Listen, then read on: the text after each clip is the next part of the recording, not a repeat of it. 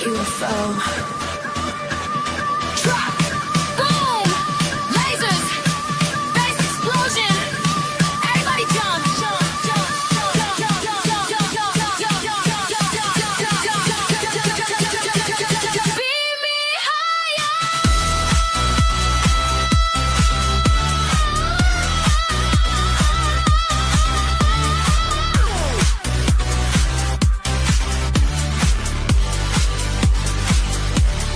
ColeyUFO, beam me up, lights go low, turn it up, ColeyUFO, forever in the stars, top 10 dance, we're going far, ColeyUFO. All right. Hello, everyone, and welcome back to another episode of SNX Radio. I'm Coley, also known as ColeyUFO, and it's Thursday, so we have Jay Austin with us on Thursday. How you doing, How you Jay? doing? I'm really good. How are you? I'm doing well. I think we just kind of got a little confused, curved a little, some curveball. I guess I don't even know how you word that anywhere, but yes, no, we're definitely. I'm so excited too. Jay's back, and I this is the know. first time you get to, your chance to meet him and talk to him. He's I very know, cool. and you obviously first came across Jay Sands on James Fox's documentary, The Program.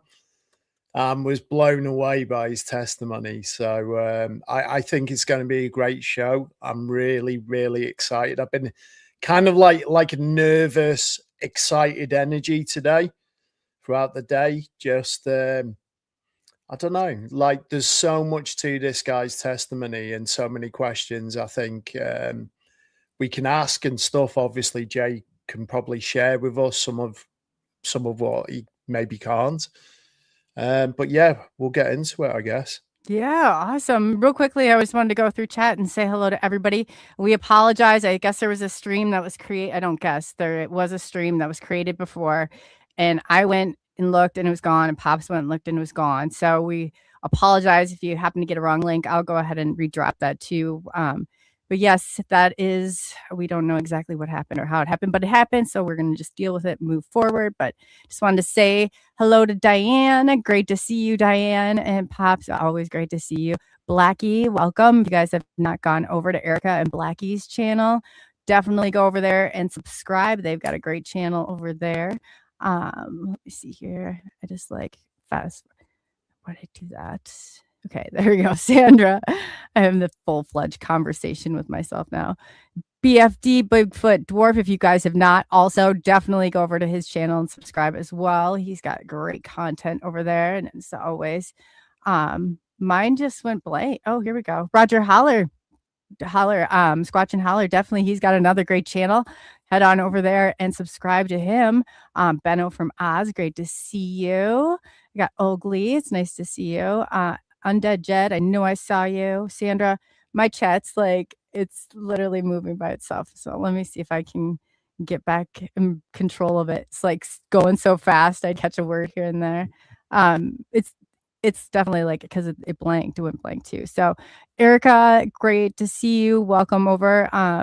Larry, awesome. So glad that you guys can make it. PNW Rush, he and Eric and Glenn have a great channel. Definitely go over there and subscribe to him. Sherry Dingo, it's great to see you as well. Chris Sadley, oh, Chris is awesome. He's local. I always appreciate you being here. And let me see. I don't know. Oh, Ashes, awesome. I'm glad that you're here. Nice to see you. So that's up until, and I saw a bunch pop after. If I have not or did not catch you, I will catch you. I'll catch you eventually. So without further ado, did you want to introduce our guest today? Or, I mean, he really is. Yeah, I kind of needs no introduction really. So yeah, I would like to introduce to you, obviously military whistleblower, if you want to call him that, Jason Sands. Is he there? He is here. Right here. There he is. How are you doing, sir? Good evening. Good evening. How's it going, guys? Yeah, not too bad. How are you today? Doing pretty good. It's a bit hot here. It's about 90 degrees, but I'm in a nice, cool room in my house, so I'm good. Well, in the UK, we've had our usual 1 week of sunshine, and then it goes default back to rain for the summer holidays. So, yeah, Yep. I remember those days. yeah, definitely.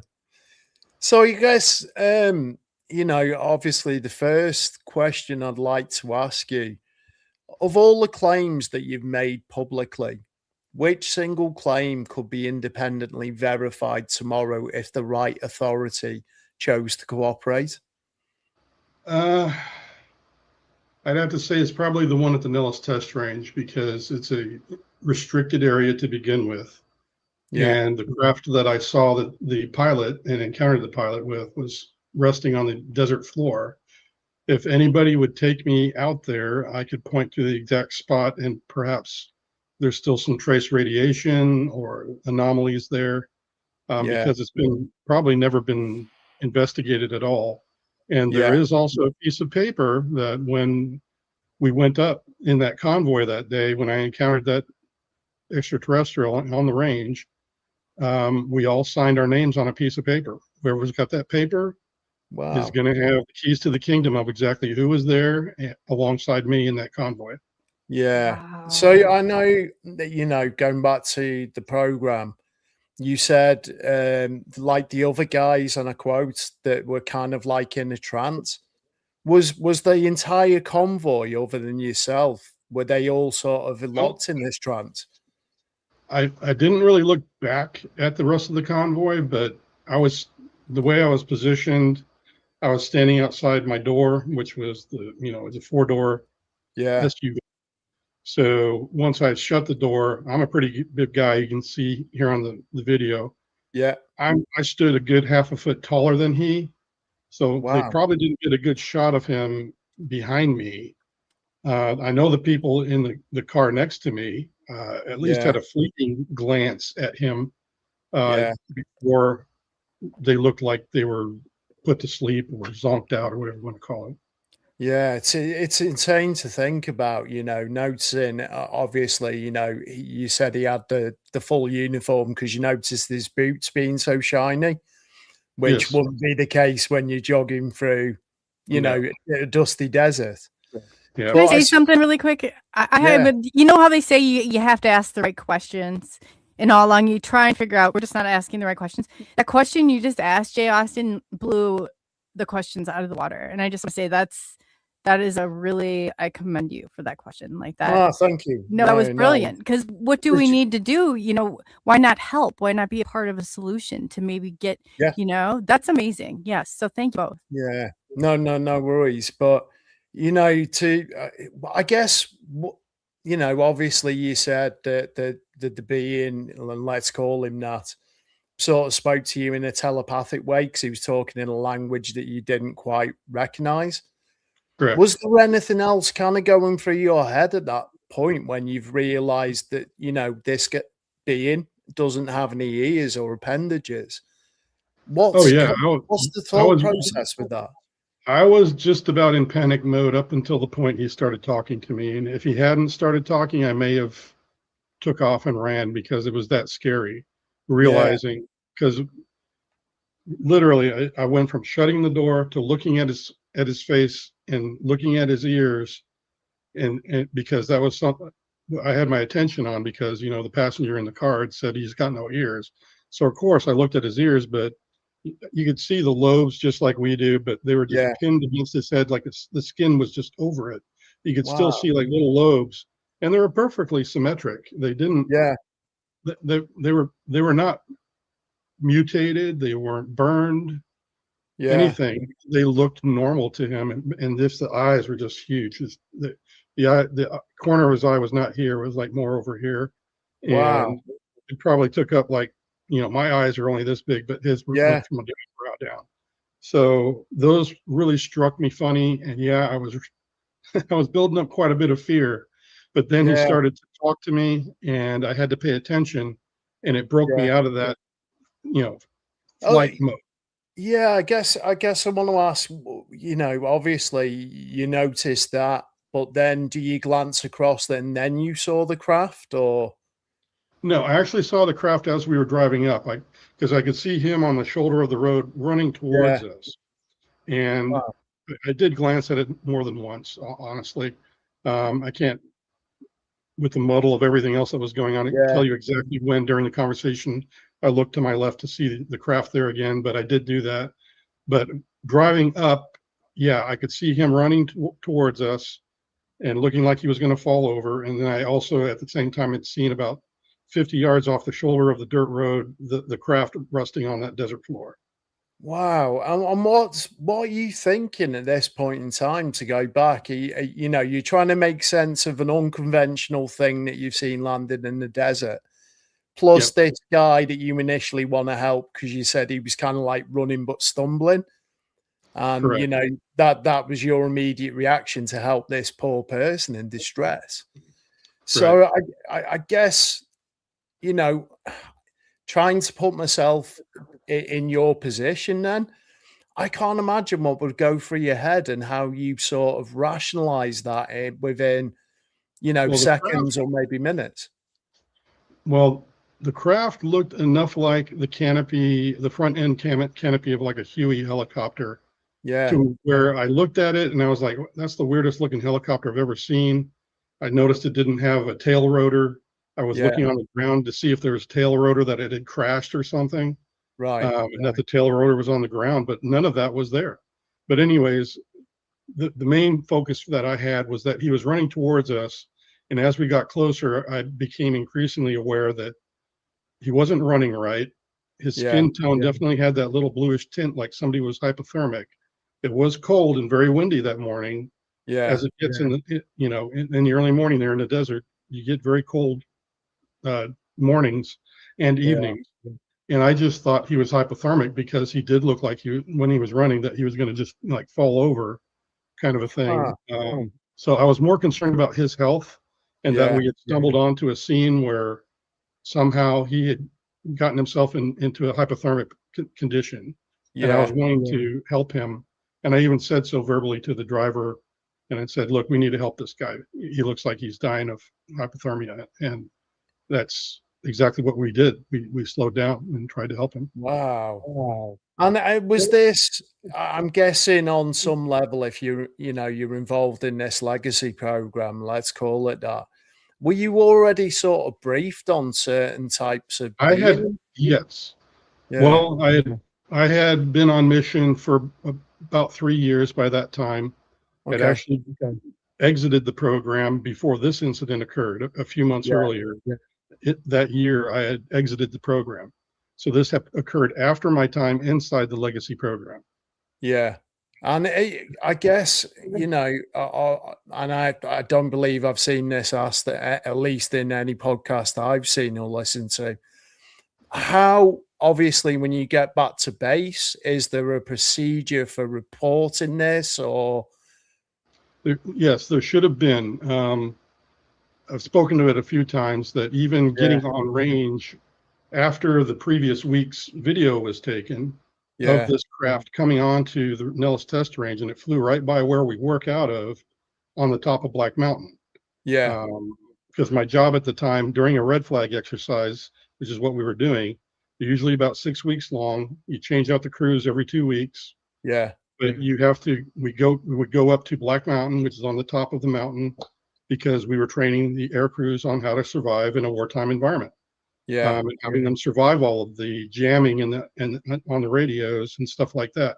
That was my job. So we had to get up high on the mountain. So when our electromagnetic energy from the antenna would go out, we got the best effect. Yeah. So that, you know, we had control of the environment that way. Wow. So that was what we were there trying to get up there for. The first push is what we called it. There's an AM push in the morning and a Yeah. PM push in the afternoon. So here we were convoying up for the AM push. So that's what we were doing at the time. But Wow. yeah, that's the setting. And we were just heading up for work at the time. And what's the reaction? You know, I know you mentioned you were in a convoy and these guys were kind of in a trance, but do you discuss this on the rest of your journey with anyone or, you know? Yeah, the whole thing was just that, oh yeah, I totally avoided answering that. But anyway, yes, usually you do talk about it. Yeah. But in this case, once I got back, because I had have some missing time at lunchtime, I Yeah. came back in, and I wanted to talk about what happened in the morning. Nobody seemed to either remember it or they just didn't want to talk about it. I think Wow. the ranking guy remembered it because I looked up at him when I was asking somebody, and he was just like this, looking at Yeah. me like, no, don't do that. You Yeah. know, and he was the guy later on when James Fox was developing the movie, that he went out and I went out to try to find him. I ended up locating the ranking individual, and he ghosted me after I mentioned that day. Really? I know at that point I was asking him how his wife, his kids were, and we were good. We contacted each other. I think it was on LinkedIn, and Yeah. as soon as I mentioned that, he ghosted me. He's never responded ever since. Wow. You know, putting obviously, I'm going to put my tinfoil hat on here. Did you think that was caused like he was intimidated or maybe warned off not to speak? I think it was his own fear. I think he back then, honestly, I was kind of the same way. Those were the days back in the 90s where they could literally kick you out for just about any reason Yeah. that they felt. And that was something that probably stuck in his craw more than me. Yeah. And he wasn't in the legacy program like I was. Right. So he So didn't you have a wouldn't have bit of been ready. background. Yeah. Right. So I'm different from him personality wise just because of that experience in my life. Yeah. And maybe I was more prepared, and maybe that's why I got to talk to the alien and nobody else. Yeah. But no, we didn't.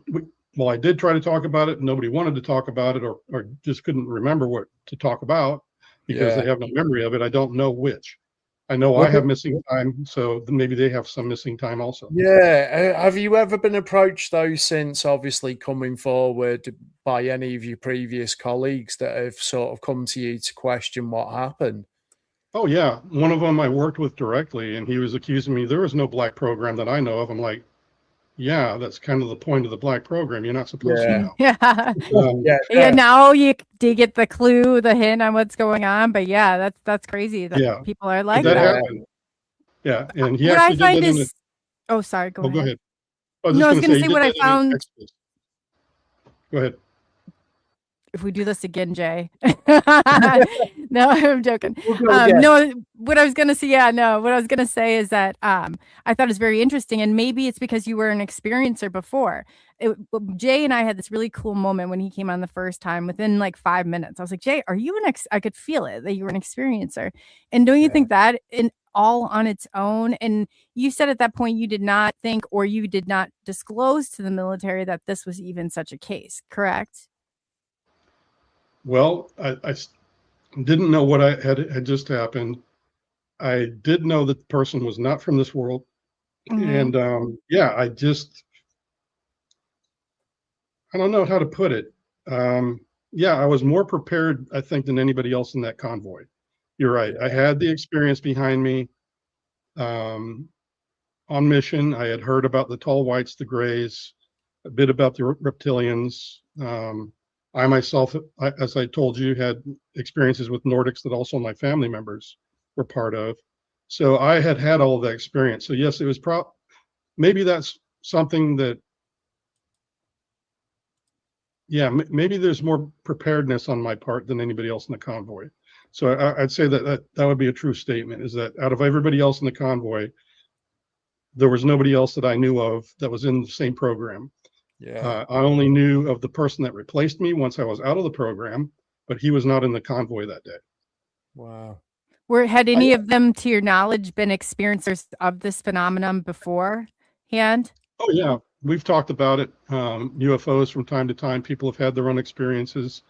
Everybody that had to sign their name to that piece of paper, they saw the video that previous week of the UFO coming onto the range. So yeah, they at least the people in the convoy saw that video. So yes, they've seen something like that. And plus the people that worked there, a lot of them knew what passed by because they saw it with their own eyes passing by the Black Mountain Schoolhouse, because there's a window that overlooks the valley from our schoolhouse where that UFO was coming in on that video. The line is right in line with those windows, and there were people in the schoolhouse that I Wow. work with that saw it fly in that And previous week. So there that are people in there. yeah, that was just correct me if I'm wrong. Was that 1994? Yes, Yeah. 1994. I think it was October 1994. That's what I say it is. And what was, being on base, I guess you just said there was a lot of personnel that witnessed this event. Was there any chatter afterwards, or what was the reaction of? There was 'Cause it more gets chatter before I went up range than there was after. Yeah, And I think that's maybe when some of them got a talking to by the okay, commander. That may have happened, yes. yeah, okay, But I've also had other confirmations while we're on the topic of, people that could collaborate. When yeah, James Fox, again, I'll mention this part, he did his research and due diligence on me and yeah, my background, and he verified that indeed I am who I am. I yeah, was where I was and all those things. yeah, But he had also talked to another gentleman that's a big figurehead, and his name's Hal Putoff. right, Okay.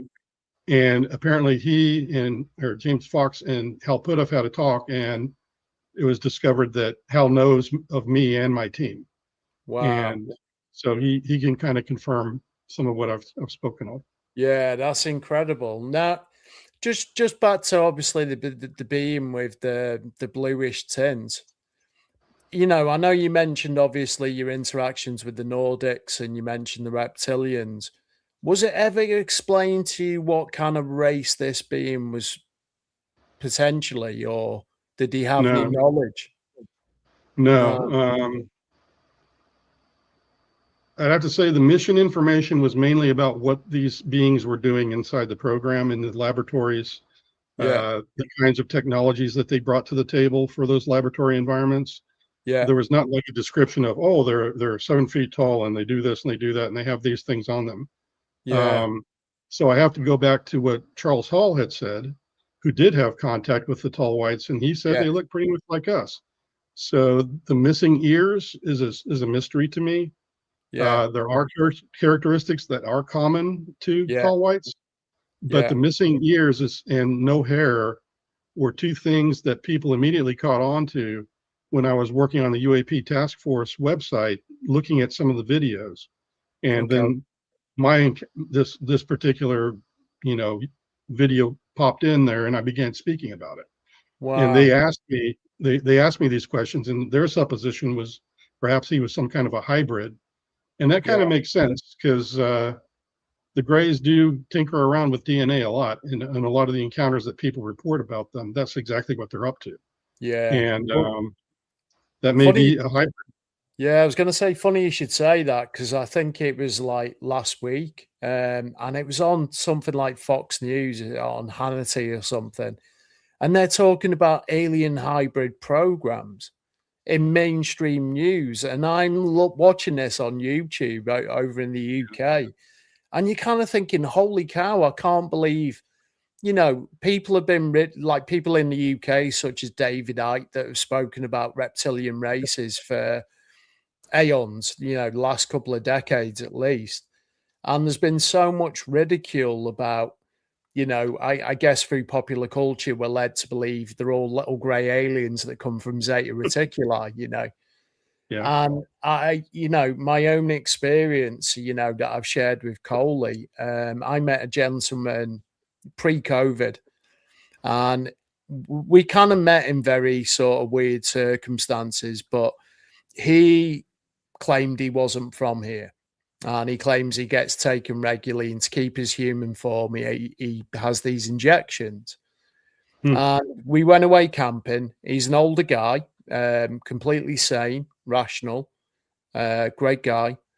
And we went away camping to kind of like they call it a conscious tribal gathering, a bit of a hippie camp. And he was going, he said to come along, and I went and we recorded a podcast. Now, this guy's speciality is crop circles, really good crop circle researcher, because we get a lot down in Wiltshire in the UK. And as I'm watching it, this guy's got brilliant blue eyes, and he sat opposite in this camper van. And I Mhm. think it's a respectful thing, especially to my peers, to make eye contact when they're talking. And I'm watching his eyes like almost flicker, like you're changing the TV channel, back in the 90s. But they go into like a cat's eye slip. And then as you lean in a bit more intently to see, because you think it's your mind playing tricks on you. And Right. I've got to add, completely sober, no drugs, no alcohol or anything like that.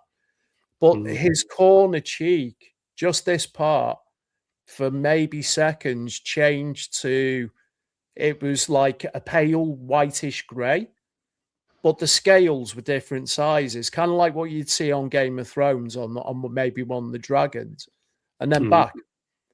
And I brought this up to him later that night, and he just said, "Oh yeah, when I talk about this stuff, sometimes that happens."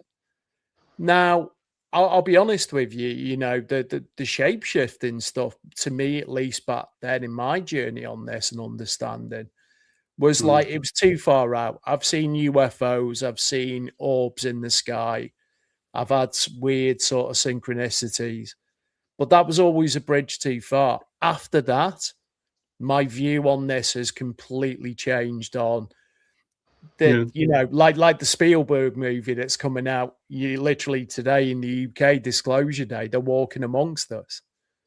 So I think it's kind of like our preconception of what we believe extraterrestrials to look like has changed over time, where it's not necessarily all like, the little grey 3 foot tall grey beings.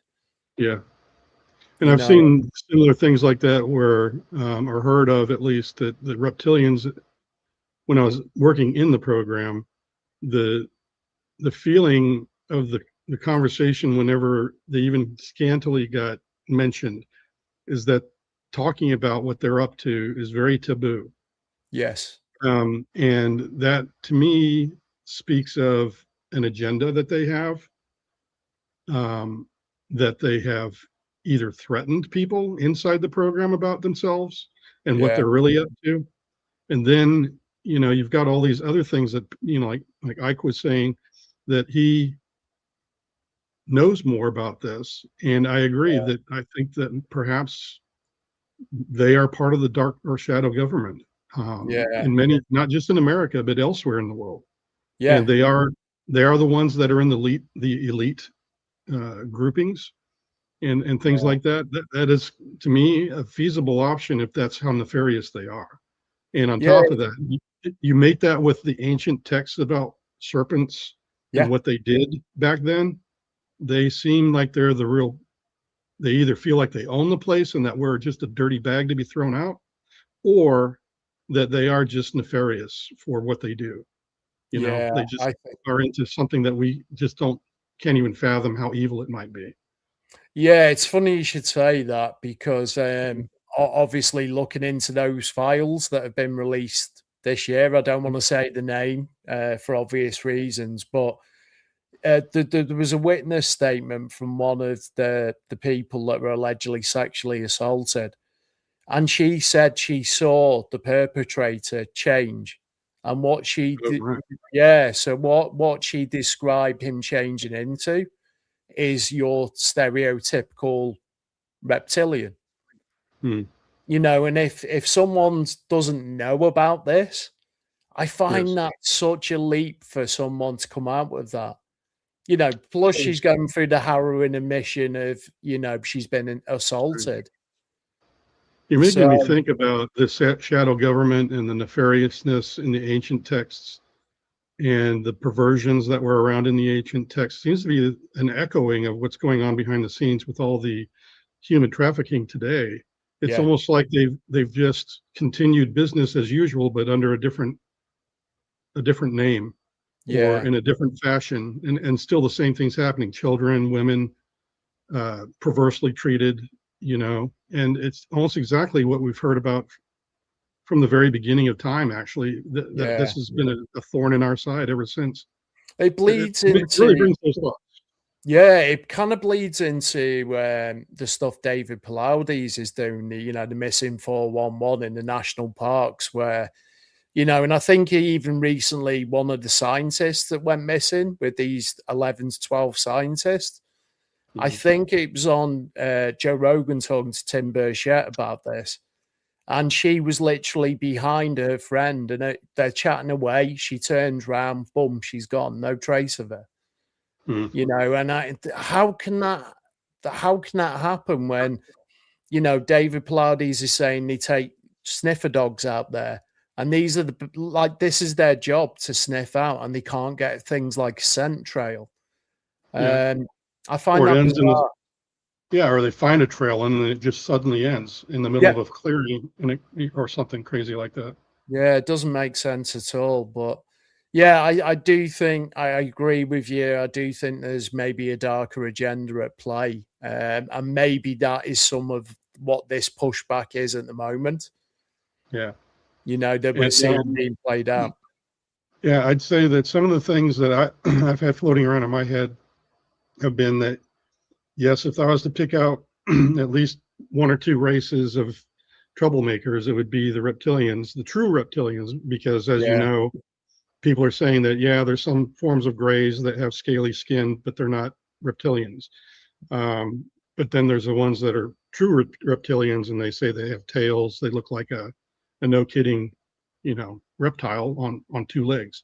Yeah. And those are the ones that you have to watch out for and have this cloaking ability.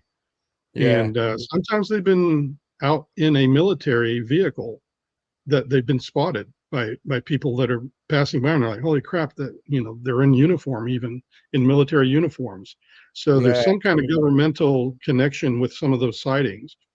Yeah. And those are the things that bring it to my mind that, wow, you know, what is that race? If they're here, what are they up to?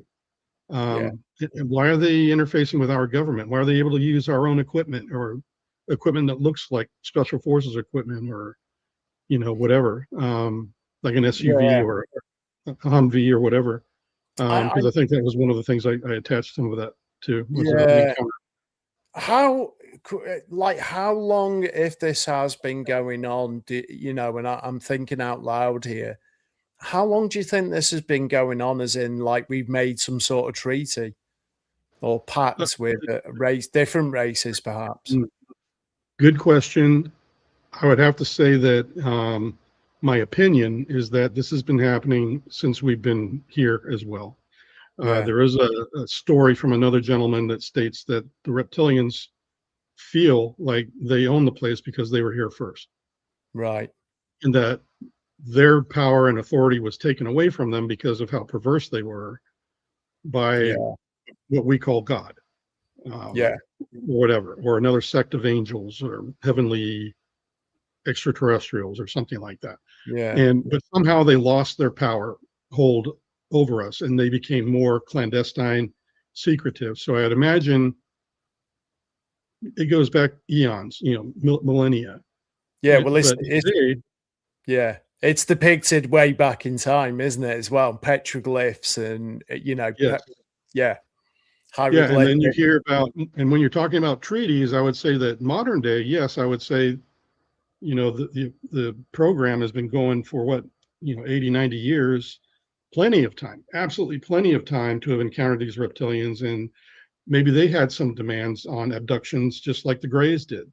The Greys wanted it for DNA testing and modifying their own bodies. The reptilians might be, who knows, maybe the reptilians look at us as a blood source or a food source. Because that seems to be an echo. Yeah, it could be something along those lines. I suppose it's difficult to apply humanistic motives to something that isn't human, in essence. You know, we're looking at it through human eyes and trying to sort of rationalize, you know, gender, manipulation, whatever. But, you know, how much can we truly understand what's going on? You know? Yeah.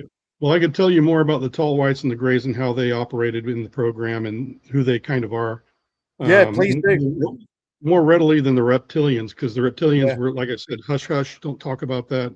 Every time somebody mentioned them, oh, shut up, you know, we're not supposed to talk about that. But the tall whites, I would say, they seem to be very controlling in the laboratories. They literally didn't want any humans in there while they were operating and working any kind of equipment inside of a laboratory. Same thing with the grays. They were kind of the cleanup crew. They were used like worker bees. They're the ones that put on the coatings to different things to make them invisible to, say radar. If they're working on an airframe and they wanted to reduce the radar cross section, but you got to put it on a big, pylon in the middle of the lab.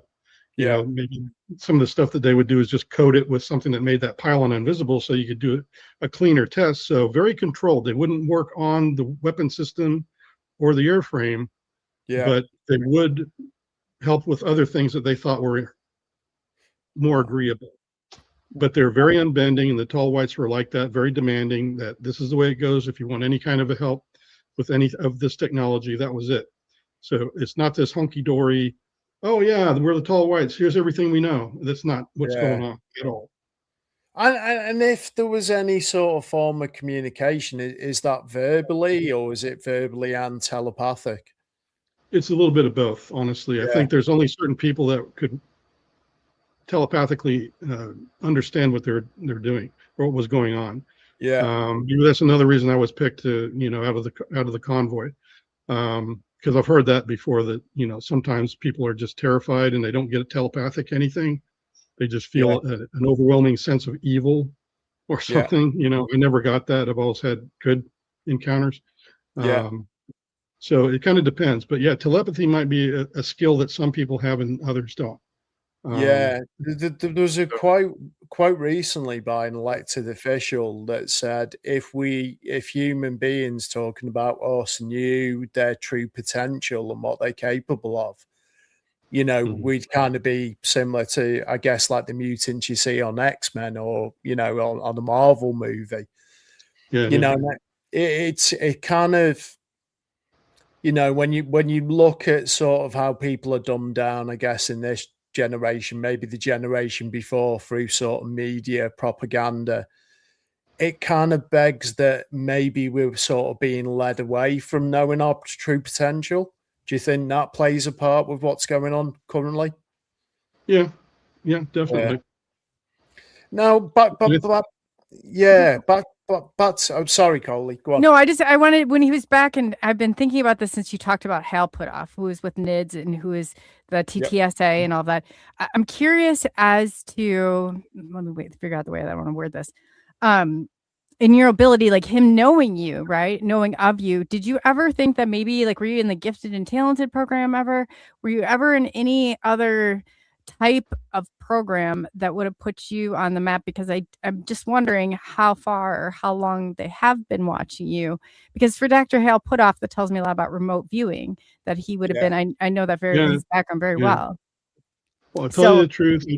I try not to think about being monitored and surveilled, but that exactly is probably what's been happening. At least from the sense of the NHI contact that I've had. Obviously, they show up at the right time. They do certain things with me. I never would have thought that the encounter in the desert would have ended up being the thing that tipped me into becoming a whistleblower, but it did later on in life. And now it all makes sense that there's, how you kind of look back on life and you like put things together. Yeah, you're like, everything I did led me to this moment in time, kind of. Yes. Ordeal. Yeah. Yes. I definitely feel that. And I call that the invisible hand.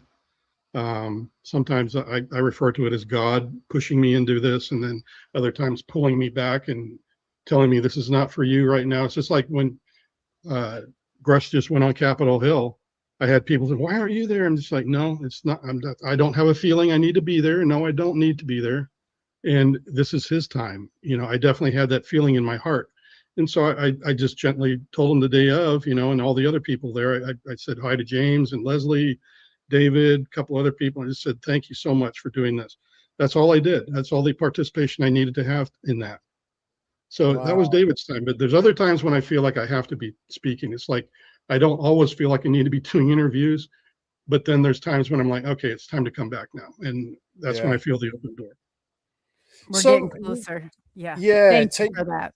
Yeah, no, thank you, sir. I guess one of the questions I to put me in that mindset, not coming from a similar background to you, obviously I've got my own experiences, but I've never served for our military.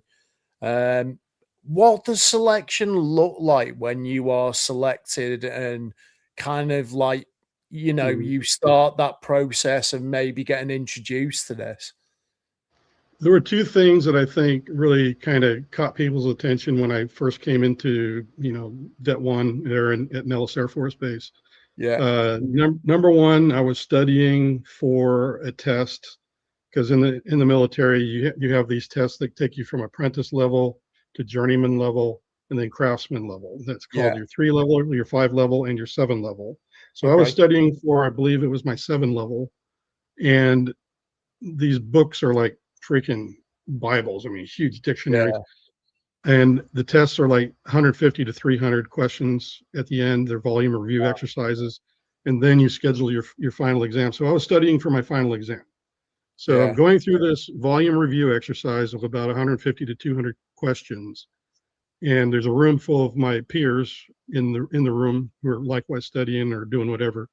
And I go through the volume review exercises, hand it to my trainer or supervisor, and I tell him, okay, I'm ready to quiz you. And he's like, you only read through this once. You sure? And I'm like, yeah. Wow. So we go through that, and I answered everything to a 97 percentile of accuracy. And then sometimes when he started a question, I could finish the question for him and give him the right answer.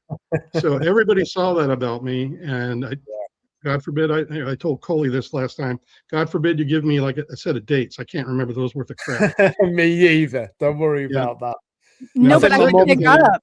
I knew that I said to him, I said, I can tell one of my own kind, and however you take that, let it be. But he was an experiencer, and I knew within, and I've never had that happen within, and I didn't know one way or another. I figured your military, that an experience was probably the last thing you had. To be honest, that was my own biasness. And I've told Jay this too. You've kind of opened my eyes to seeing, because I think that they do label it this way on purpose, and I had to kind of step aside and was like, no, from within the first 5 minutes, I could tell, which tells me like with communication or there's something going back and forth, I just knew. So I have to say that's really interesting. Like it is funny, like, again, but going back to my journey into this, it's like seems to attract like. And I've had so many people sort of, befriend me through social media, and the thing, they slide straight into your DMs, and you're thinking, oh God, no. And straight away it's like another one, Jay Austin. After I had him on, I was like, he came off as a guest, and I was like, we just had the best conversation back and forth. And Sophia, I know that was in chat, was there for that one, because they kept saying somebody took a step back and they're like, this is really what we're watching is two experiencers having a conversation, and they could see it. So I was like, this is amazing, like usually without they recognized it. So I just wanted to say that Jay's also. So I thought this would be really interesting, the dynamic between the three. Yeah, if you hadn't started the show, me and Jay were having a great conversation, and you totally cut us off. We were talking about music, harrogates. I bet you guys, you really got it. Hit it off. Oh, so, anyway, let me finish the thought first. So there were two things that got their attention. The other thing was somebody broke those big safe drawers that you have. Well, anyway, we have those uprange because we have tapes that run our machinery up there, and they're top secret. So we had to keep them in the safe up on the Nellis test range. And somebody went in there to change the lock, and we had two types of GS or government approved safes. One was the older type where you had to take the back off and you had to change the combination by taking a metal plate off. And then we had the other ones, which were new, and you're not supposed to take the plate off. Well, he unfortunately took the plate off of one of the new ones, and everything went sproing and dumped into the drawer. And and he was like, oh crap, I just ruined our operations for the day. Now somebody's gonna have to stay here after all the missions because the safe's broke and we can't get help until tomorrow. So he was all bumming out about that. And I just said, well, let me give it a try, because I knew my first job in the Air Force was being a mechanic. So I thought maybe I had enough mechanical ability. And sure enough, I put it all back together. But apparently everybody else was really impressed with that. And I'm just like, well, it just made sense to me that this part went here and that part went there. It's funny you say that, because when we had Richard Doty, obviously ex-AFSOI, that's come out. And when we had him in the UK, he was talking about his recruitment process into this. And it kind of blew my mind to think they're looking, it's almost like a double-ended question where they're looking for specific things to pick you out. So whilst I suppose you can look back serendipitous in a serendipitous way, you know, they might be looking for certain characteristics within your personality or your ability. Yeah. After those two things that I did in front of groups of people, that's when they approached me. And the next thing I knew, I was driving up range with one of the people on the team that was already read in. Yeah. He never let on that he was read in, but he was checking me out. Now that I think about that car ride, he asked a lot of questions, and we ended up talking about Dreamland. Oh, part of wow. that. And he started laughing and giggling at me. He knew what the heck it was. Yeah. And but anyway, I got along really well with him. He kind of got me in with the rest of the guys. I had a lot of commonality with some of them. It's like one of the other guys loved Amiga 500 computers like I did, because those were hot items. Good on you. Yeah. Go Dragon figure. Lord was my favorite game. Love it. Anyways, so we got along really well, and I think that was the last straw that they were looking at. And the next couple of weeks, I ended up, they were like, we want to invite you into the program, and you're going to take a polygraph. What is your first reaction when you're being briefed on this? Are you thinking, holy cow, this is real? Or I'm like, black program, this is cool, wow, and were you thinking like, I'm gonna out myself if they know I see alien? Did you feel like that was gonna come into play at all? No, honestly, I had kind of put all of my strange experiences into the backfield, and I never talked about it. Maybe that was another characteristic, is that I was very quiet. I didn't talk a lot. Some people were for like years. They'll say they stay quiet 30 years even or more, where they just, my wife didn't know I was in the program until I went to Congress. She was so mad at me. She's like, you never told me. And I'm like, yeah, I'm sorry. What a way to find out, right? Yeah, but that was who I was, and I still am. I just, when you tell me don't say this in front of anybody, when I say okay, that I really mean okay. I'm never going to say it. I was a mental health therapist, and not that it holds the same weight, but that was very important to have that, where, unless somebody was telling you somebody could harm themselves or somebody else, it was, you had to keep it quiet. Yeah. And it's not easy to sit with. Yeah, and I just want to clarify that the only reason I came forward is that I wasn't breaking oath, and even with myself, it's because I actually saw some fraud, waste, and abuse. And no matter what NDA, this is something I want to clarify with the audience too, when they're thinking about what David Grush is saying, and all the whistleblowers. When you sign your NDA, there is one thing that will overshadow anything you've signed your name to, is if you see a crime that was accomplished or done by somebody in that program, you have every means to go talk to somebody and file either an IG complaint or talk to Congress if you don't feel like the IG complaint is good enough and you're getting people, giving you a problem. You can go directly to Congress with that stuff. Yeah. So what I did was, I didn't circumvent my agreements. What I did was I had concerns and I let the right people know. Yeah. Did you have that's to what file, David is trying to say. Yeah. Did you have to file a DOPSA request then, similar to I had to do all of it. Here's how it went. November of 2022, I went to Congress, went to the Senate side all morning, 3-4 hours. Then we had lunch and took the train under the Capitol to the House side and another 3 or 4 hours for the rest of it. So it was a whole day affair. That was the first trip. Yeah. So that was all done in a classified environment. And then the next thing they asked me to do is go talk to Arrow at the time and Kirkpatrick. So I met Kirkpatrick, told him the same thing. I could tell he didn't want to believe what I told him, but it was exactly the same thing I told Congress. And then after I did that, they said, okay, now the next thing you legally have to do is file an IG complaint. And I did that. And I want to clarify one thing that I get from a lot of people that just can't stop talking crap about things and thinking. Oh, they're over on Twitter, mind you. They are over on Twitter. We already know about them. Yeah. Well, I've had a complaint even from Eric Davis that, oh, he got refused during his ICG complaint, or not through his IG complaint. They told him he couldn't go. And I'm like, well, yeah, the first thing that they thought of because there's different offices for different types of people that with complaints. Yeah. There's the Intel community inspector general, and then there's the ones out of operations and staff jobs, which is what I was working when I went to Congress. So the first thing people thought was, oh, he's got a staff job. He's in the operations. Send him to that ID office. But then they looked at it and they said, well, wait a minute. His complaint doesn't concern what he's doing right now. This is when he was an Intel guy. Yeah. Back in 1990s. So send him to the Intel community IG. So Eric Davis was absolutely wrong. What he didn't understand was the context of what it was. They didn't deny me at the ICIG or anybody else. They accepted me at the ICIG, but it was after they had already tried me through the operations IG people. Wow. Because I thought there was just the one sort of umbrella. No. You know, like a governing body that's independent. I didn't know that there were separate offices for that. There are. I guess what I wanted to ask you is, like, you know, I guess for the audience as well, what's it like going into sort of that classified setting, be it a skiff or whatever? What does it look like?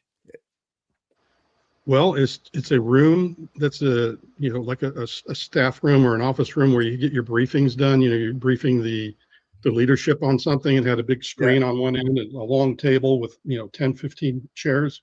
Yeah. And everybody's looking at you, and there I am with my little notebook of my 10 points that I want to get through. And yeah, it's a bit intimidating, but eventually you kind of get used to it, and you get through all the initial discomfort of not knowing what they're going to say and do. And then everybody's friendly after that. So on the Senate side, like I said, that was kind of one environment, because they're the guys who just develop legislation. They're not the ones assigning the money.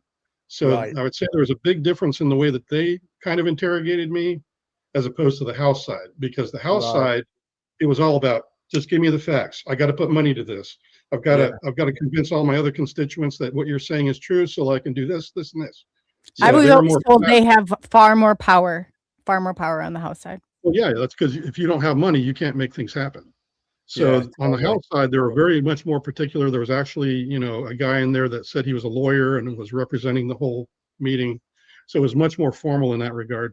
I was told it was because Congress did not have the clearance to know anything that would be identified. That would be bare minimum with here. They had clearance, but they don't have a need to know all the stuff. And that's what David Grush had a beef with a couple of times, is that they were asking stuff that he wasn't sure if they were cleared to have a need to know for. Yeah. But I think that this is another thing I want to tell the audience. The other takeaway from this Capitol Hill thing that David Grush did is that there's one thing that he and everybody else needs to know, and that is, when you are an oversight committee member, you have all the need to know, because you're supposed to be providing oversight on where this money is spent, and are these tax dollars being used for the proper things. So any pushback that anybody gives Congress and these committees, let me use some colorful language, it's bullshit. Yeah. It is flat out bullshit. Yeah. Because Congress has the responsibility and authority given them to have oversight. You can't just step aside and say no to that kind of stuff. But because they're being so obstinate, I'm starting to think that President Trump is going to have to flat out give a no kidding direct order to all the interagencies and all the military departments and whoever else in the corporate world, and tell them these trickster shows end now. You now have a direct order from me, and you will comply. That's what he's going to have to do. Rick Doty was the one that told me that about, so I wasn't sure about Congress. Yeah. So I was going to say, I was told within last week that Trump has been briefed fully. I think Ross Coulthard, investigative journalist, corroborated that. And obviously Eric Burleson came forward to say that Trump was going to be signing these executive orders. Yes. He's Um, been a brave person through all this. Unlike other presidents, he's listening, and yeah, he's it not seems just to that, be. he's actually taking action. That's the other What, thing. So, what do you think? Because obviously this goes back to the likes of President Eisenhower. JFK's mentioned in that conversation. Do yep. you think it's just a case of under the Trump administration, they've had their own classified briefings and obviously the public congressional hearings, first time in 70 years? Do you Yes. think it's because they've got enough of their own info initially that they didn't need to go to maybe the FBI, CIA, NSA? Correct. I will tell you this: in the black program world, it's just like any other like emergency condition kind of a thing, where if something bad happens, only the leadership is involved. Only the key personnel have to be consulted with. And they've Yeah. been running like that in this legacy program since day one. They Okay. were told you're only going to have these individuals available to you. And at that time, Eisenhower, was the top dog, and Yeah. he was the one that they had to report to at the end of the day. Yeah. However, at some point, the program decided not to tell some presidents, and that is a big foul. Honestly, Yeah. that is a huge foul. And Yeah. now we're at the end of the game now, where there's actually people that are whistleblowers that are saying, no, there's fraud, waste, and abuse, possibly crimes against humanity level stuff, even from some Yeah. of the other whistleblowers. And they're like, how did we get here? How did this program start off? Just like we're looking at the CIA. Where on earth did something good turn into something so freaking evil? Yeah. And you hear about all these horror stories about the LSD from unwitting victims. Yeah. Mhm. Who the hell told them they could do that? Yeah. It's crazy. Was that isn't it? approved? Yeah. You know, And then, you which evil person has give approval for that at the top? right. You've got to get those facts. That's why the oversight committee responsibilities is a need to know. It's totally BS that they're not allowed to do that, because this stuff would have never come around if Yeah. they were given proper access. Yeah. Do you think, obviously you said you spoke to Sean Kirkpatrick, who was former head of Arrow. Obviously, there's a new guy installed now. Seems to be a great guy. Anna Paulina Luna said he's been very cooperative. Do you believe that Kirkpatrick has been he's been one of the gatekeepers of this? And, there's been even chatter that he's been putting out disinformation into the community. I'll say he obviously was biased when I spoke to him. He did not want to listen to what I had to say. Then his successor also stated something that I think is true, that you have to take very seriously, is that any organization that has oversight from the Pentagon, you're talking, in this case, the Pentagon knows what it's up to, Yeah. and you're asking them to investigate themselves? Does that really sound right to you? No, it doesn't. It's like asking the mafia, Going hey, nowhere quick. it's like on going that after the one. mafia. Hey, Guido, hey, you doing good? Hey, what's happening on your neck of the woods? Hey, you done anything bad? Can you Yeah. please investigate it if you did? Oh, yeah. Sure, we're doing good. Jay, No, I've got that's a good. question from it's just popped up. So someone's asking, do you think Luis Elizondo is a paid psyop for disinformation? He spills tea but has no receipts. Can you give us some insight into what it's like being on that side and how fearful they are of saying the right thing or what they can say, but also what they can't? Yes, my insight, and Lou's a great friend. He's a good guy. Yeah. He's doing everything he can. He's been in this years more than I have in this fight. So unfortunately, what happens, and it started to happen to me, and that's why I'm kind of stepped back from all the overhead and just became myself. And Lou, was on the other track. He became more and more ingrained in the process because he wanted government to take the reins and start doing things. But he had to push so long that he made friends and had discussions, and then some of those became formal groups of people that have opinions. Yeah. And some of them don't like to talk about this, and others don't like to talk about that. That's kind of what happened to Lou. You're right. They kind of tend to control the narrative after a while. And it's not because Lou's a bad guy. It's just because if he wants to remain where he's at without having people attacking him with lawyers, and they do, and they have, they want to ruin him. Some people will ruin him if he says the wrong freaking thing. Yeah. So he has to live under that fear. And that's why he does things like that. I think Daniel Sheen, his lawyer's spoken quite openly about some of that. And, you know, I think, you know, the general public that maybe look at some of this stuff as like entertainment, let's call it that. They don't understand from, you know, a military perspective or intelligence what a fine line you guys have to walk between what you can say and what you can't. Well, that's why the mainstream media is not after me, is because they know that I feel like there's a sense of urgency to this. Yeah. And even the journalists are bad at it. They want me to say this and not that. Yeah. They want my story, but I can't say this part of it. You know, where to me, I'm thinking this is very important. That's why I'm talking about it. Please stop trying to control what I'm saying. But even the journalists that I respect, they do that. And it's because of who they have to, you know, beckon to. Yeah.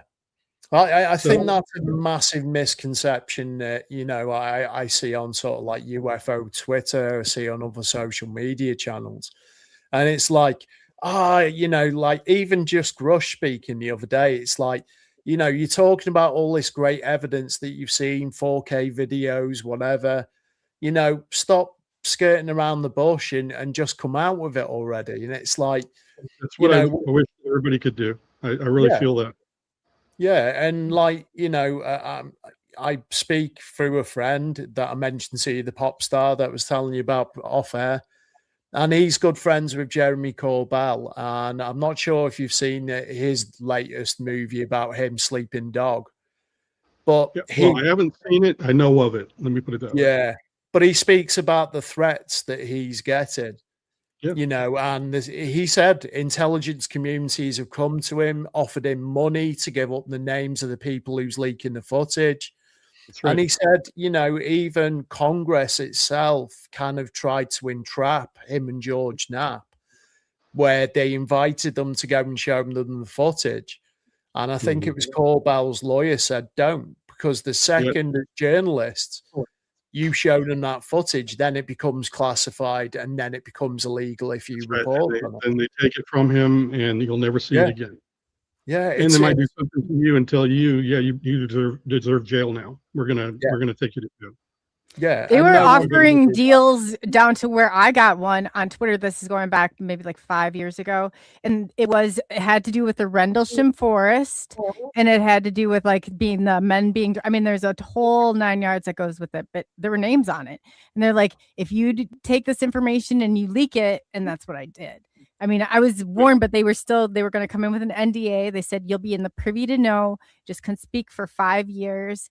And it came from that whole TTSA group. It had to do with Mensa, and it had to do with Matt Tiller, who was with Angels and Airways, which was Tom DeLonge's band at that time. But if they were coming down after people just at the front lines, like I was, can you imagine all the people that fell under it? I just think that they've done nothing but like try and shut people up all along at all levels.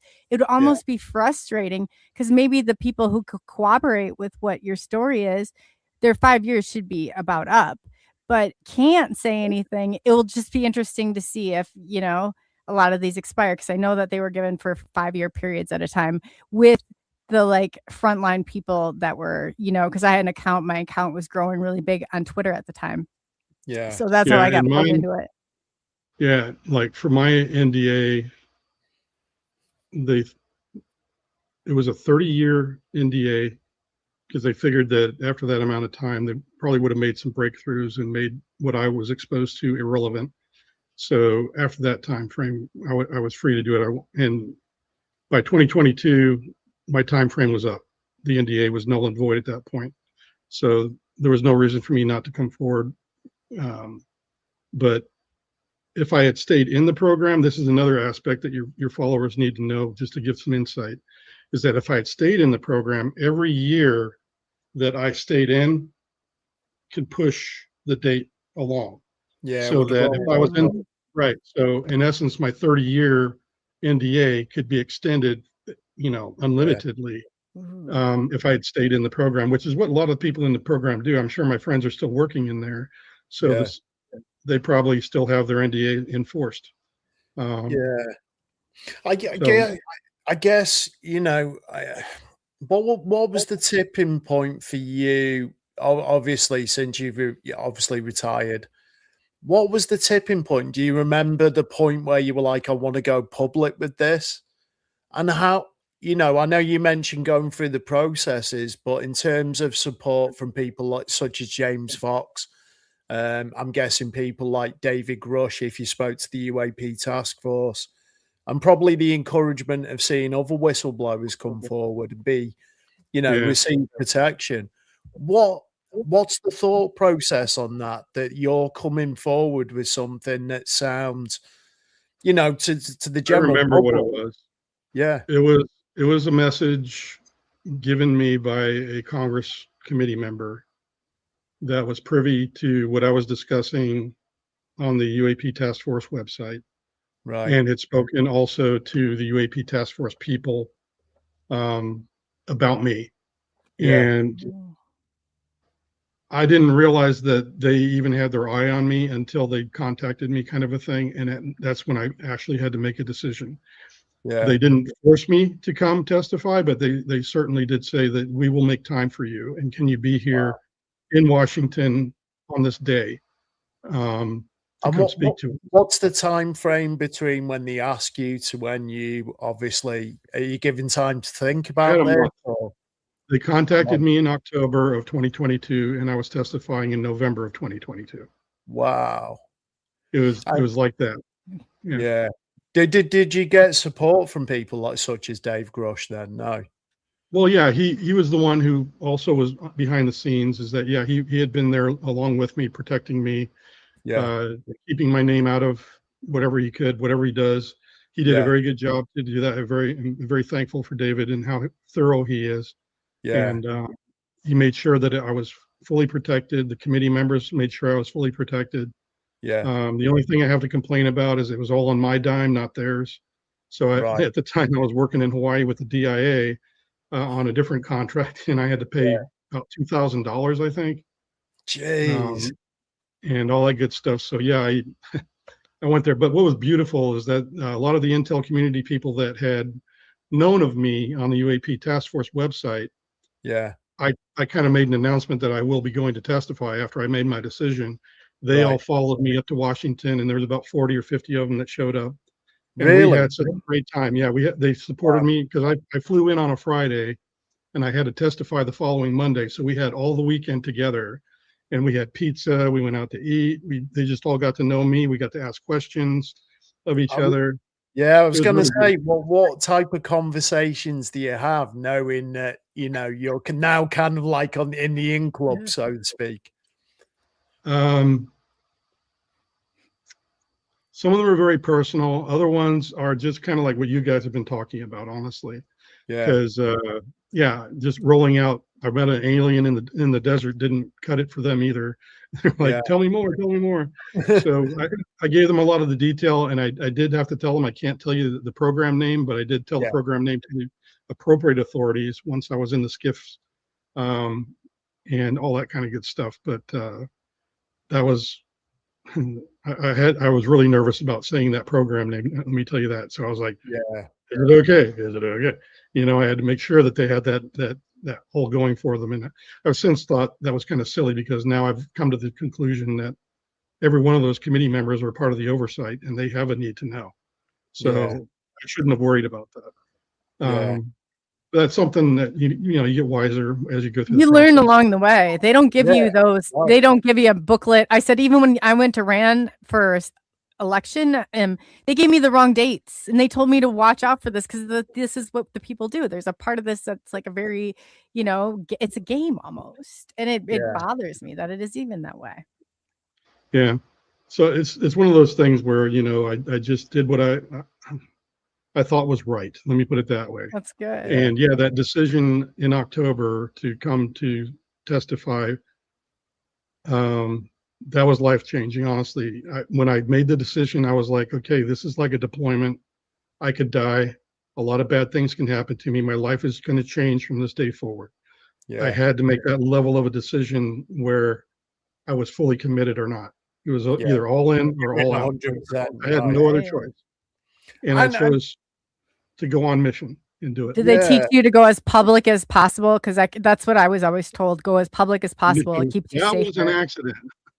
That was James Fox's Well, it's a movie. good tag. No, I've always been told this in the grand scheme of things. It's good because if you have the makes more sense. eyes you have on you, the better it is for you. Yeah. Well, and honestly, I find being public is a blessing in many ways now. And I can't say enough about the people that have supported me. They've gotten me through such dark times. Yeah. Amazing. So I'm glad that, what made me go public was those people, the intel community people. We had a little group on a secure app that we used, and they're like, hey, they're all talking about you in this one space on X. And I was like, really? What are they saying? And they're like, oh, well, they're bringing up this picture of James Fox on a clapperboard, and it has your name on it. Yeah. And they're like, I remember like, seeing that very image.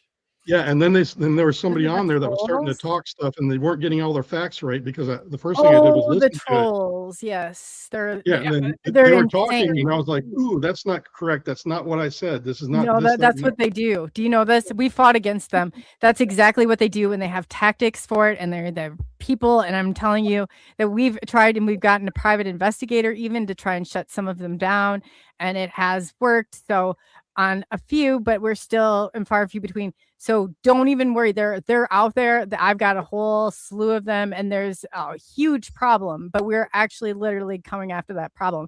I'm so sorry that it happened to you, and I hope that they right that wrong. But do not worry I about it. righted 'Cause it. we don't even. Yeah, no, not you. Well, I You corrected did. it for the next 6 hours. You sat with I them for was in that 6 X hours. space Oh God. I was in the X space for 6 hours. That was my first public appearance. It was 6 hours long. Wow. I didn't even realize that it flew by, but that was how long it went for. That's crazy. Wow. And I think the only thing they really caught me up on was that somebody asked me, were you in the 20 for one Year program back. or 20 years and backer? And I'd heard the term before. And to me, I'm like, well, yeah, I did dirty work, because that's what I thought 20 and back was, is that you did dirty work. It was some kind of a, mercenary kind of stuff. And I'm like, yeah, I did that. But I never said that. And then later on in that same conversation, somewhere in the 6 hours, I mentioned, we didn't call it 21 and back. It was more like a termination team is what I was on. And that was kind of the point. But people keep bringing that up. That was the one mistake I wish I could have taken back. I know. They have Because no then I new read up on material. 21. Yeah, and then I read up on 20 and back, and I'm like, no, that's not what I freaking did. So people Jay, keep on bringing it up. Obviously, what you can say and what you can't say, so you don't have to answer this fully. But when you spoke to the members of Congress and the investigators, what questions did they ask that the public would be surprised to hear? Is there anything you can mention? The evidence. The evidence. The people, the places, the things. That's what I can't speak about. The specific, this person was doing this over here at this point in time. This is the exact weapon system and technology that was used in this particular environment in this lab. I cannot speak to that. Yeah. Do you ever think that will see the light of day with all this emissions? Perhaps. There's one program I think will come out into the light that I did discuss with them. Yeah. That they were all very like, oh, do you know about this? And I'm like, yeah, I know what that is.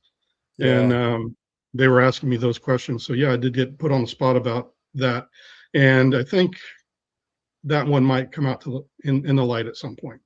Yeah, I heard, I think it was Dylan Borland speak the other day, and Jeremy mentioned about a program that's we're yet to learn about, but I think Dylan's going to come out about it, called Rubik's Cube. Is that something, without going into it, that you've heard of in your time, or yeah?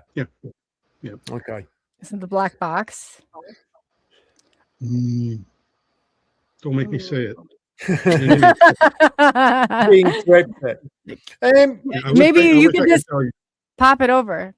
Let Yeah. me just say, I can confirm what Dylan said. Cool. Yeah. That's major in itself. But you know, to like, obviously Dylan features on this documentary with Jeremy about Jeremy Corbell, and just hearing what that guy's gone through and him sobbing down the phone, because they actually play a recording of him on the phone to Jeremy. And Dylan saying things like, if anything happens to me, can you promise me one thing, that my wife is taken care of? Yeah, And that's Jeremy what he's said, most concerned with. yeah, he said that's the side that the general public don't get to see, is those very personal conversations where people are breaking He down. was so frazzled. He was so frazzled Yeah. when he first came to me, because I was one of the first people that he got to talk to personally.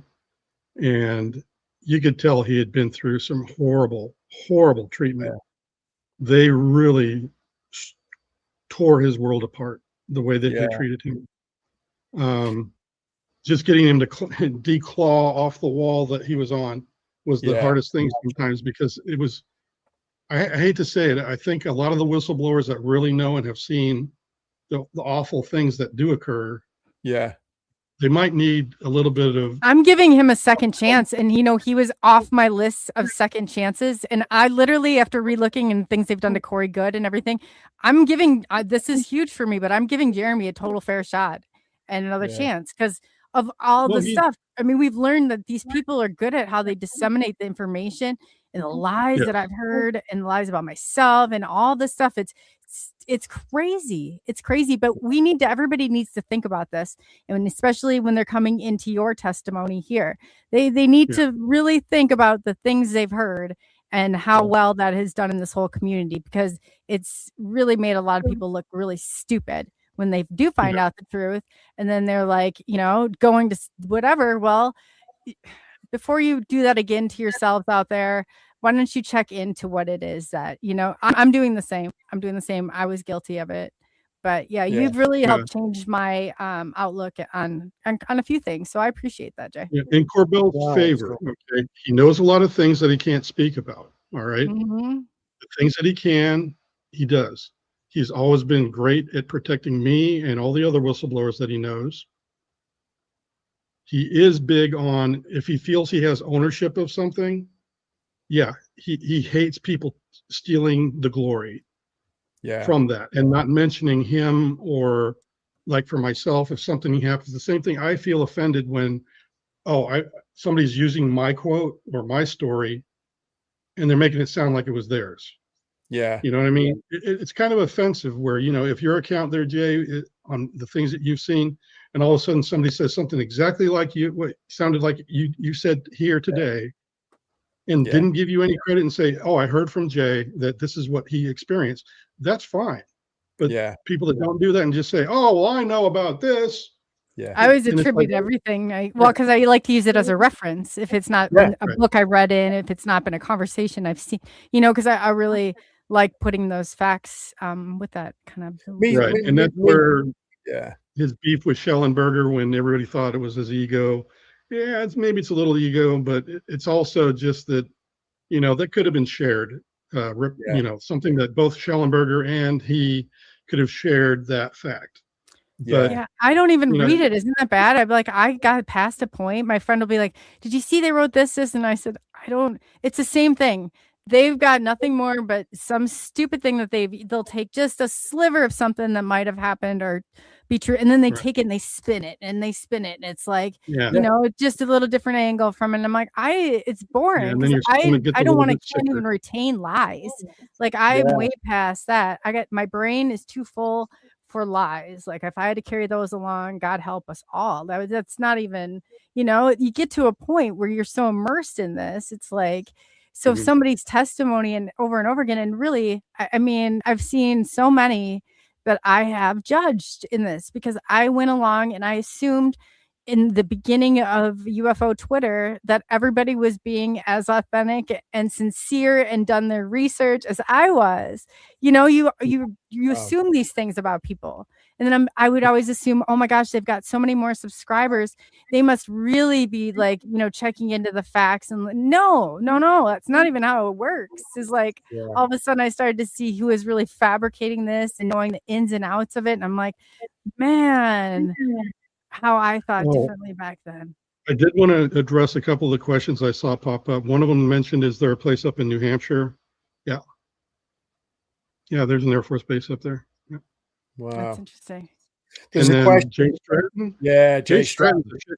He is a straight shooter, dude. I like him. Honestly. Yeah, he's a good guy, and he's just trying to get to the truth, just like everybody else. Yeah, I know. He has some exposure to the program too. So I was going to say, I know him and Lou Elizondo have butted heads a couple of times, but obviously they came out on Age of Disclosure working together. They were seen in scenes together. And like what did you think to the Age of Disclosure? Did you think it was a caveat for what's coming out now? I've not seen the movie myself. I'm just not a big moviegoer, I guess. Yeah. But I believe that it made people really think that, gosh, these people have really high credentials, and they're all saying the same thing, that we're not alone.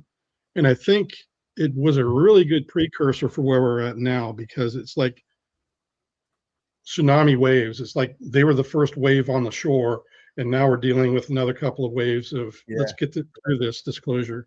And I'm glad to see people standing up, and that's why I'm very thankful for everybody who had a part in that.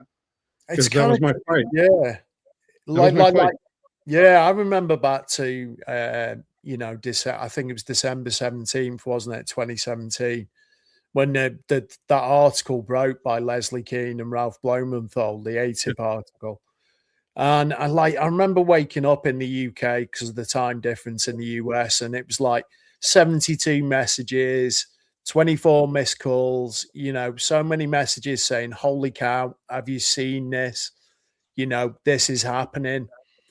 And I've always said opening Pandora's box all at once is kind of like it carries a lot of negative connotations.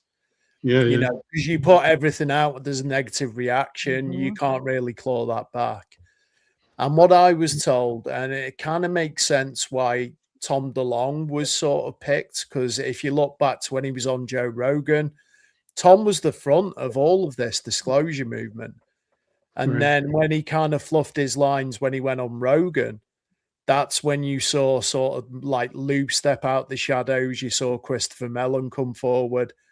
So, it's kind of like you start connecting the dots that there's a process here of due process. I have all the information on that if you'd like it. So, Yeah, but you're right. That's the danger of being part of what I call the structured or managed disclosure folks. Yeah. They're all kind of trying to get some kind of consensus, but then when they're trying to speak about it extemporaneously. But they're the same ones that were, it was from Tom DeLonge, Matt Tiller, which went right through it. It had a Mensa tie-in, and it had like a back end, and they sent me an NDA. They have to be the ones. They said to be in the privy to know. That's why I don't trust that. Wow. I'm like, why are they trying to silence everybody? That made no sense to me. Yep. And it's just, so it's either an unfortunate result of a narrative that's getting spun by too many people that have a hand in it, and people are getting things wrong, or I hate to say it, maybe some of them talked about something they really don't have any skin in the game in, and they were talking about it like they know, and they're not. They weren't there. I get that a lot, because a lot of people try to dog me out on these facts or those facts, but I always answer them very succinctly, because I'm not lying. But it pisses them off, because now they got to go dig deeper and get another gouge on me. But that's the difference there, is that if I had joined in with all the narratives that I was told to keep to, or the things that they didn't want me to say at this time, maybe later, and whatever, if I'd be pretty muddled too if I was talking extemporaneously, because I'd be like, oh, she said I can't say that, and he said I can't say that. They said to say this. I'd get muddled in a minute. And I'm glad that I never did that, so I can stay true to my own Yeah, I was going to ask, when you started, obviously, production of the project James Fox's movie, were there any aspects of your story that he challenged you on, or pushed back on? Yeah, he did not like the part about, the retrieval program and how really there's a big, deep rabbit hole there that even Jake Barber doesn't like to talk about, or he Yeah, doesn't even know about, that I had to be part of. And that is right. that there's parts of the program that are totally run by the NHI, Yeah, and the humans are secondary to all of that. And yeah, that's what I got mixed up in. So there's parts of this that James Fox was just very uncomfortable with. He was very uncomfortable talking about even the blue alien at the Nellis test range.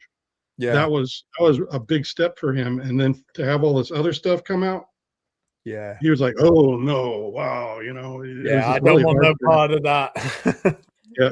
Oh, and then Dr. Greer, somebody's asking about him. He has always treated me well. We don't agree on all parts. Mainly the one thing that he disagrees with me on is that he believes it's all benevolent interaction. Yeah, I've always argued that no, there's a nefarious side to this, but I agree that the good overpowers the bad in yeah, the end.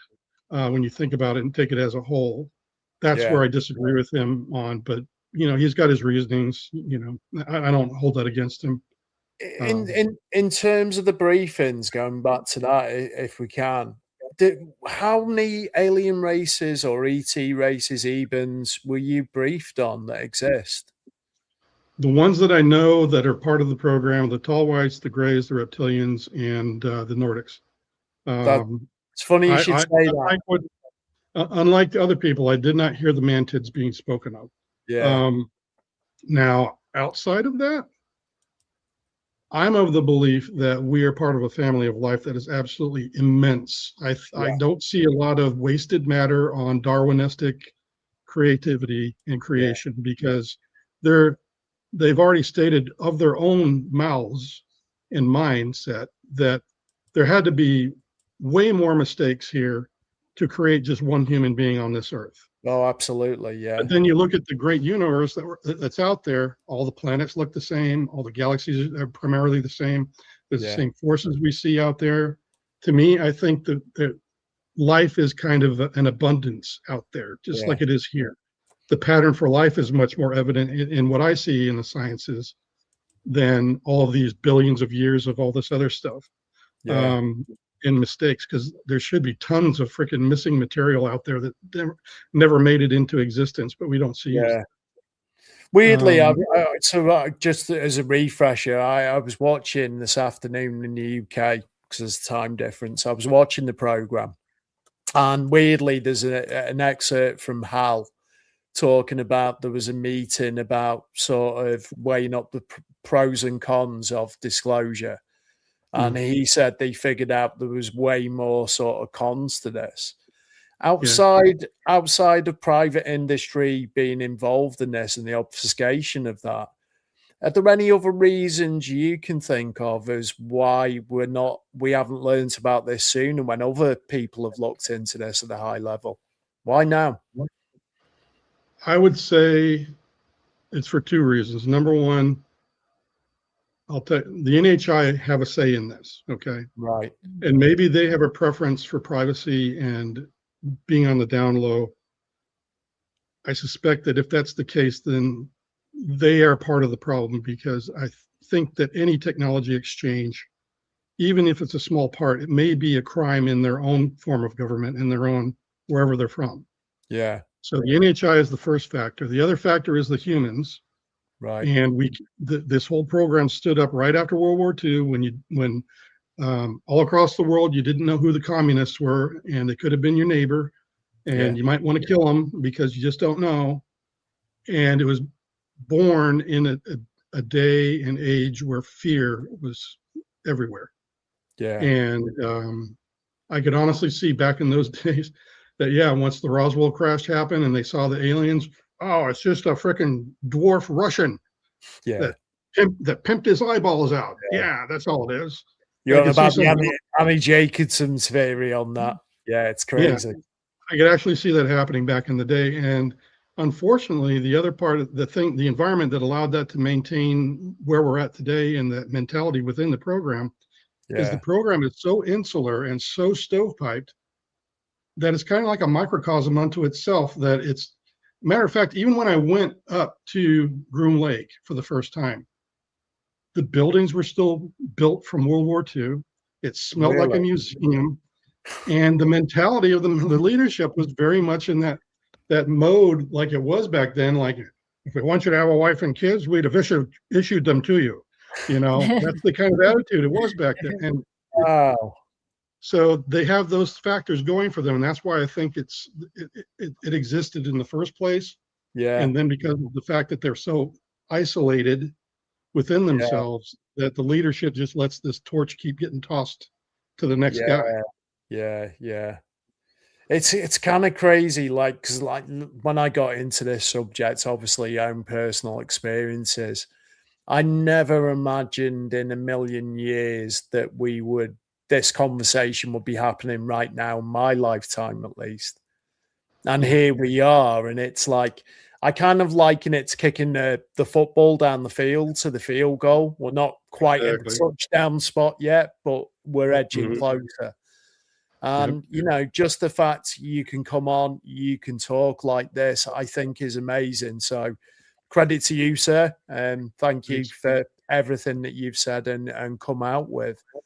I guess, what's the strongest argument, though, against your own credibility? From this from a public view, I would say, you know, just the fact that I can't pull the documents out.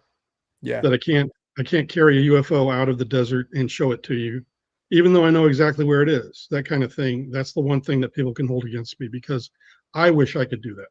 Yeah. Now, I do know of some of the caches of documents, and I've tried to help with that. Yeah. But a UFO carrying it on my back, I can't do it physically. I just can't. But that's what people expect, because I've done absolutely everything I can. I've showed them my military records that state I was in a Secretary of the Air Force black program. During the years I stated I was, and it's right there in my personnel records. I've showed people my military background. I've showed them all the DOPSR, the ICIG complaint, all the emails back and forth. I've showed people all that. So it's like, I've given everything I can possibly give. Yeah. And I think the credibility thing is just like, you just can either believe me or not. Yeah. And can I ask you a question? So if you were to give us somebody next as a guest, like coming up, who would that be? Like, who would you, that would maybe help build a solid story for, you know, that for the people to kind of play out? Who would you say that next person would be, I guess? We'd be more than happy to do that. Matt Brown. Matt Brown would be good. He's a good speaker, and he talks really well for what he's experienced. That's the Immaculate Constellation guy. Correct. Immaculate Constellation. Yep. So yeah, I would say he's really good and succinct about the way he states things. He's not as reclusive as perhaps Dylan is, because he's, you know, Dylan is very, like I said, focused on his family and protecting them at this point. But Matt might be a little more agreeable as well. So I'm taking that into context, as well as the fact that he'd be a great show, or somebody to come in and talk to you. Would you open the door and introduce us? I can try. Okay. You have to understand, the whistleblowers, there's an unspoken and sometimes spoken thing with us that we never force each other to do this or that. No force. But I'm just saying it might open a door on what our intention is, and they can look back. I will ask. I will ask. I promise you that I will. Okay, that's my word. Yeah, I really enjoyed his two-part interview. I was on Jeremy's show, Weaponized, the podcast. So for any of the guests or viewers that haven't checked out that, I encourage you. It's free on YouTube. Jump on, 2 parts. There's a lot of stuff in there that Matthew Brown covered. And again, you know, you need to emphasize that these guys really have nothing to gain by coming forward. They've probably got more to lose in reality. I'd say 100% of the people I know, that's exactly the case. They've lost everything. Do you, without naming names, obviously, Jay, is there anyone that you know of personally waiting in the wings for maybe this executive order and this immunity and the lift of NDAs to be lifted, ready to I know come forward? several whistleblowers that are, yes. Wow. Are they first-hand Yes, witnesses to this? Wow. some of them are, yeah. Wow. That's food Now, for thought, isn't it? I would say that the ones that I know of a piece of the program. They don't have that big overarching big picture like I do, because Yeah. their interaction with the program is stovepiped. Whereas me, Right. I had to, I could walk into Wright Patterson and listen Yeah. to all the conversations because that was my mission type. So I Yeah. had a very unique view of all of that. But Okay. they each have a piece of it, and I would say that, yeah, I know of other whistleblowers that are like that right now. Off I'm the ready. back of your answer to that, I guess I follow-up question would be, have all the information that's come out from, the likes of Grush, you've got Matt Brown, you've got Dylan, there's a lot of whistleblowers come forward.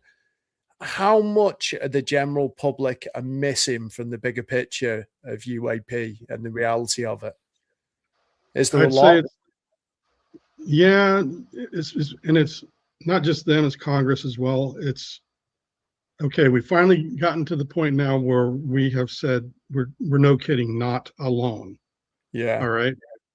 Stating that to me brings on a lot of questions. And like, okay, well, all right, what are these shiny objects then? They represent what? A manufacturing plant where they're built.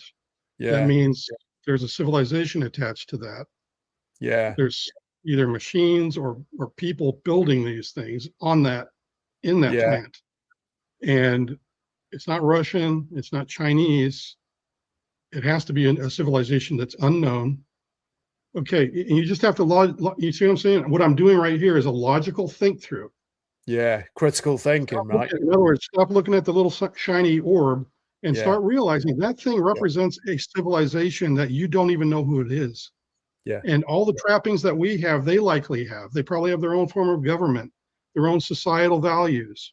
All of these things play a part in their. They've probably fought wars that we've never heard of out there Yeah. in the universe somewhere.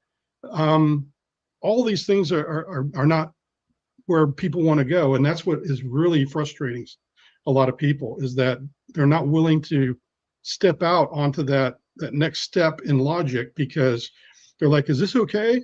Yeah. Can somebody tell me if it's okay to even think this? It's like, no, stop it. Yeah, you've got your own critical thinking mind. Go ahead, think that way, because that's where we can have a good discussion about this, because I might have made an assumption that I didn't realize I was wrong. And you do have an assumption. Learning and growing, right? That's where we need to be. Yeah. That's where we need to be. To the best of your knowledge, Jay, do you think there's a reason why they're deliberately staying away from using the language, and obviously they've avoided the conversation about sort of all the abduction experiences? Because I'm guessing while we've got testimony from people like Travis Walton, we've got, other people that have come forward with kind of credible stories, Betty and Barney Hill. Also, I'm guessing there's military personnel that this has happened to as well. And I know Lou's kind of hinted at that, and several other people have, but there's not been the use of language, I would say, that they've used about talking about UAP. Because if you remember, 2017, it was like Lou deliberately said, we're not talking about the occupants. And now we seem to be at that point in this timeline, this disclosure timeline. And that's what I find beautiful at this point, is that we can finally get to start talking about the hard things instead of, it was the same thing when I was working on the UAP Task Force website, and we were looking at and reviewing all these videos and blah, blah, pictures. Yeah. They would stop at the point, okay, we can't debunk this. It's not Chinese, it's not Russian. Oh, just label it unknown. Stop there. Don't think anymore. Shut up. Let's go to the next one. It's sad. It's freaking sad. Yeah, it is. Was So, there anything that you came across on the website, based on your knowledge of this and being read into the program, that shocked even you? Yeah, it was when they were interrogating an alien, and I caught wind of it. Yeah. Really? It was a Wow. live, no kidding, live individual from some other planet or some other place. Yeah. And they were actually interviewing him. And I was listening to a conversation between the guy who interrogates him and was reporting back to whoever it was he had to report back to, and that's who was talking at the time.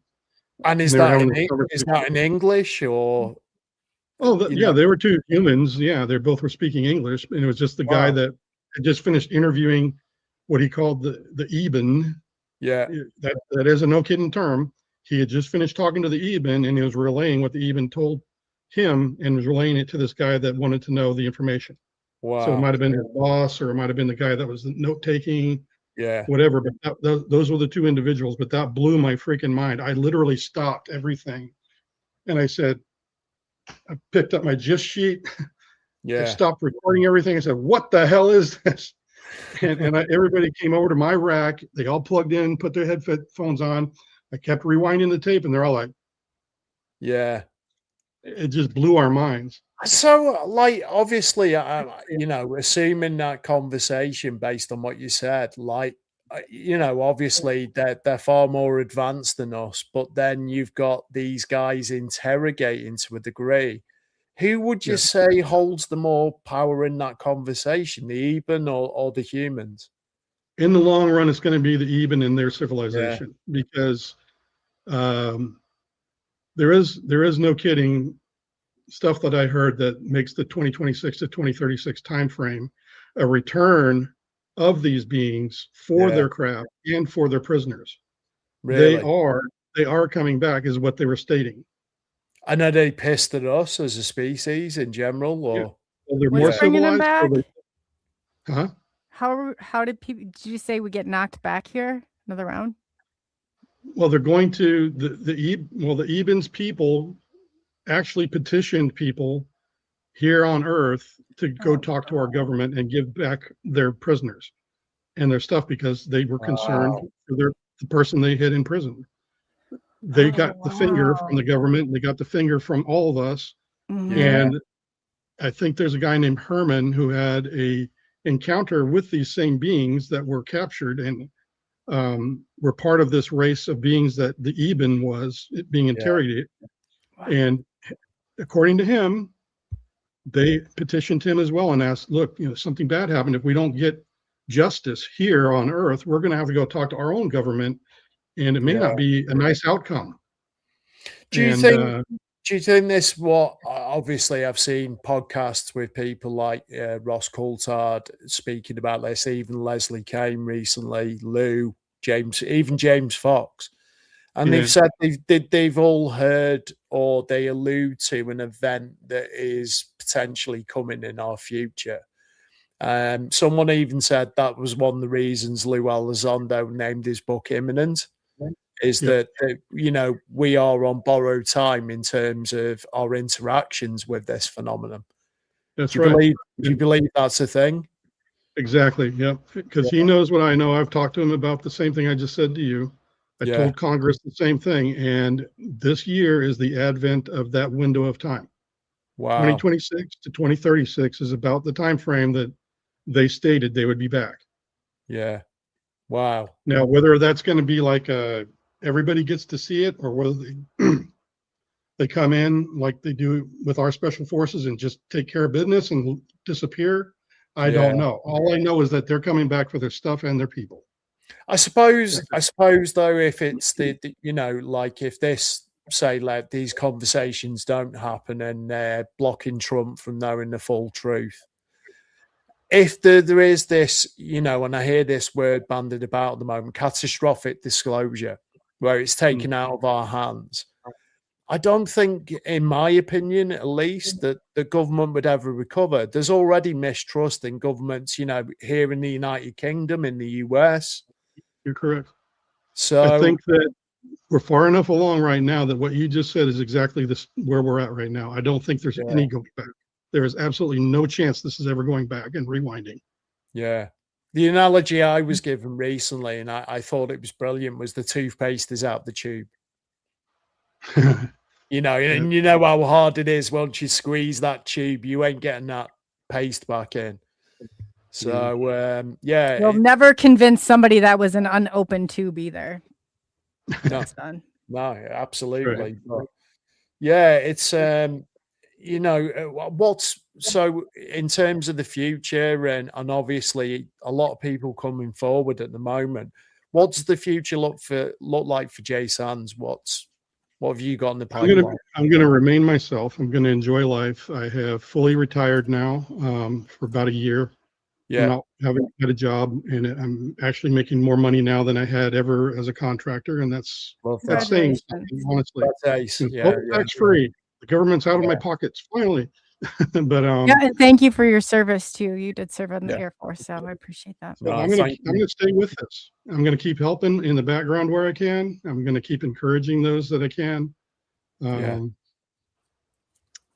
So yeah, that's what's in it for me. Now, what I wish for the disclosure process, there's a tangible side that we can take care of now. David Grush did a great job of couching the fact that this is a corporate problem. Yeah. Corporations are in possession of these vehicles and these biologics. Yeah. We have to figure out a way to get these government contracted people and Northrop Grumman and everybody else, like I said, through executive order, because if Yeah. you're working for the government, that's the government's intellectual property. Yeah. And furthermore, it's against our laws to possess a technology that is not in a competitive environment. In other words, another person can't take a fair crack at it Yeah. and make profits. Is there So anything that those- could be FOIA that would maybe help us on this way or pointing people in helps the with right the direction? government side of it. However, inside the corporate world, you can't just FOIA that stuff. You've got to have a legal team go in and do that. Yeah. And you know that's going to be like pulling teeth. Honestly, it's going to be horrible. Yeah. So, yeah, that's a hard.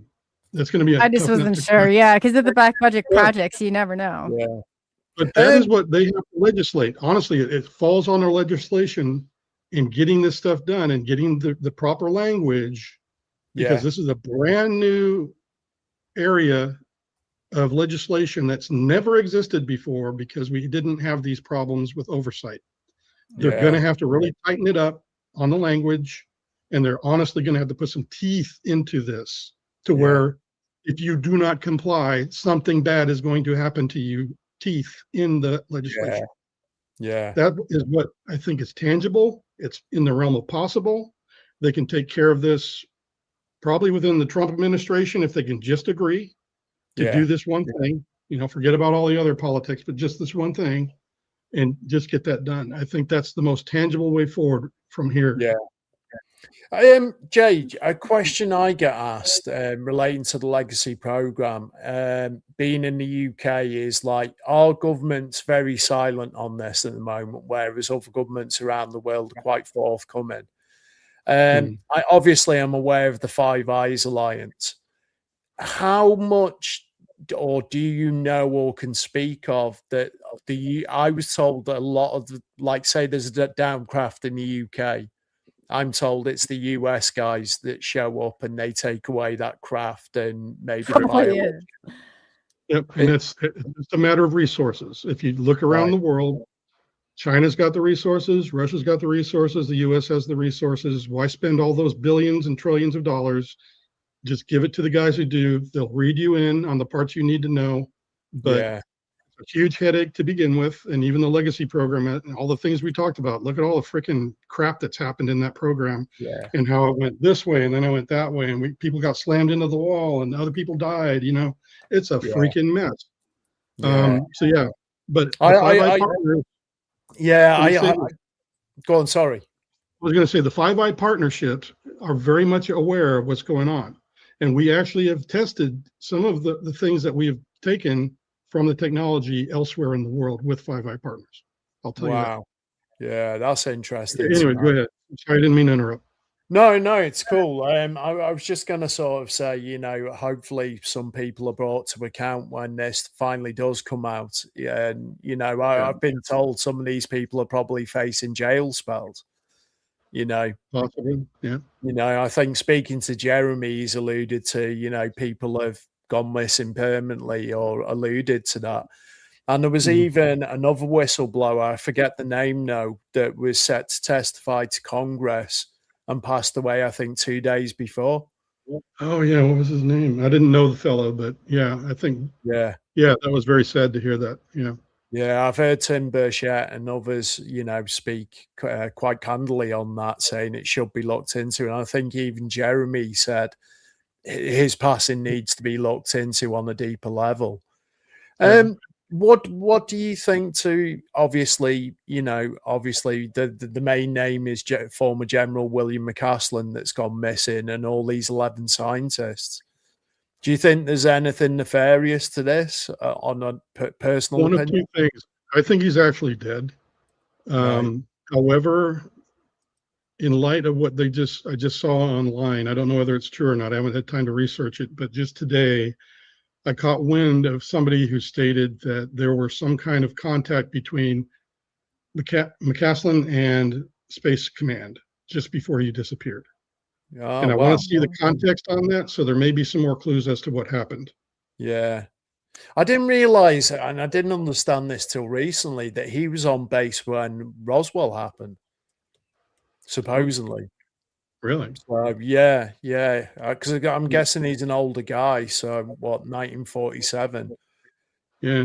Is that plausible? But yeah, it kind of blows my mind that when you go down the rabbit hole of what these people and what sort of projects they were working on with free energy and things linked to the propulsion of some of these craft, it seems like there's this kind of like family tree and it all kind of splinters off, and at some level a lot of these scientists and generals seem to all be connected in some way. That They it are. seems too much of a coincidence is what I'm saying. Yeah, at the leadership level within Black programs, you have what's called the umbrella at the very top, which is where I was when I retired. Yeah. Where you have the overall one, but then you have all these hundreds of other little caveated and stovepipe Black programs, and any one of them can deny you access to what's going on at any given location. So McCaslin has some linkages, and then there's another general doing other things that has linkages to what he knows about. But nobody ever has the big picture. Even at the very top, they don't know what's going on tactically down at the bottom. Wow. So even when you're read in at that very top level, you don't get to know everything unless you've got a need to know to enter that location and actually ask the people, well, what are you testing today? You can't do that. Yeah, well, even Bob on the recent S4, Bob Lazar, he said, it was in no uncertain terms that you could have conversations with people that were working on different parts of the craft.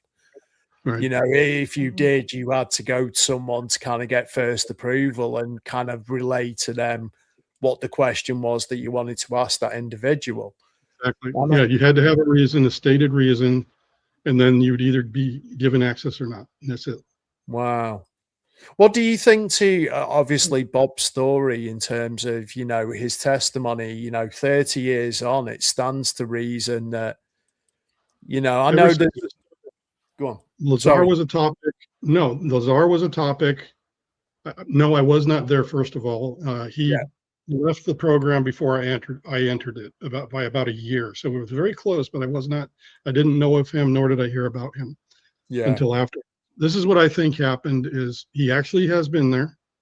He actually worked on what he said he did, but then he embellished it early on, and then he suffered the consequences.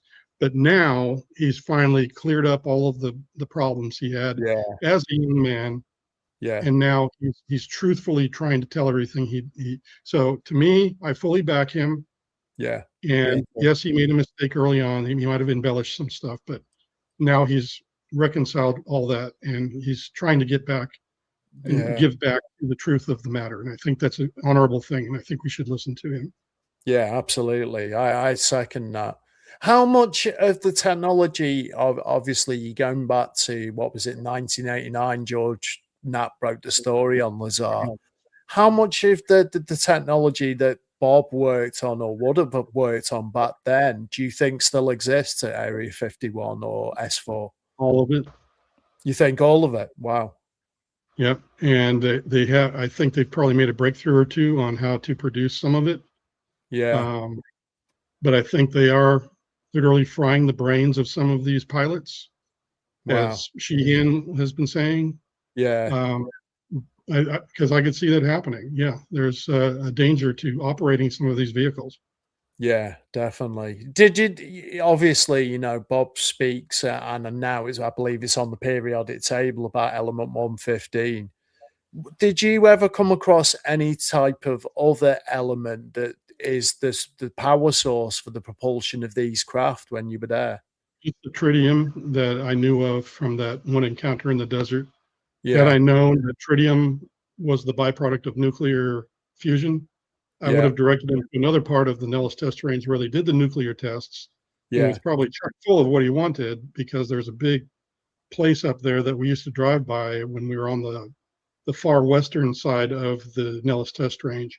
That's where yeah. the nukes were bombed. And Okay. there's this big round lake bed Yeah, that's where the detonations took place. And we were never allowed to drive down that road because there's wow. still radioactive material there. I Oh, would have Yeah, directed the individual to that location to pick up his tritium if yeah, I'd known yeah. better. But instead, I was clueless, and Wow. I just was like, oh no. Yeah, because there was a did he come story. back glowing? No. Yeah, What? I said, did he come back glowing? I was joking. you got a Oh, nice suntan in out there. Put no, it he that was very polite to me, and he was like, yeah, you're just a dumbass. Thank you very much. way. And how you know There was none of that. going back to obviously 89 and what Lazar spoke of, how far along, without obviously going too much into detail, which you can't, how far along from that point of what Bob worked on to where we are now do you think we've gotten to? On just the craft that he was experimenting, Yeah, I would say in the early 2000s, I would suspect that they probably made some breakthroughs on how to produce some of the material used in the propulsion that he was describing. wow. Whether they were able to create a full propulsion system, I highly doubt that. I think they'd probably Yeah, still be working on that. If anything, today's day and age, I would say that they maybe have a couple of prototypes that they're working on, but I think that they're having trouble with that right now. They're still testing it. yeah. I have How a W-2 from Bob Lazar that was validated by Jim Goodall, that he actually was the one that released it. I do have a wow. copy of that. I pulled it out one show that he's on. I Excellent. said, Jim, can you see it? So yeah, if anyone wants to see it, let me know. And I'll See, I want the poster that he said he had on the hanger wall, saying that they're here, and it was a like flying saucer poster. I do want to get a copy of that. That'd be pretty cool. neat. But, Yeah. how I guess off the back of talking about the reverse technology, how much of what the public see now and report as being, you know, genuine alien craft or UAP? What if you were to give a percentage? How much of it is ours and reverse engineered against, you know, what NHI, let's say? A very small proportion. I would say the TR3 is about the biggest evidence right now Yeah, that they've seen the manta ray so many yeah, times now. I've seen it personally by living in Florida for so long. I saw it about 3 times, maybe 4, wow, and I saw it one time with my daughter in the car. So I believe that airframe exists and it's hybrid.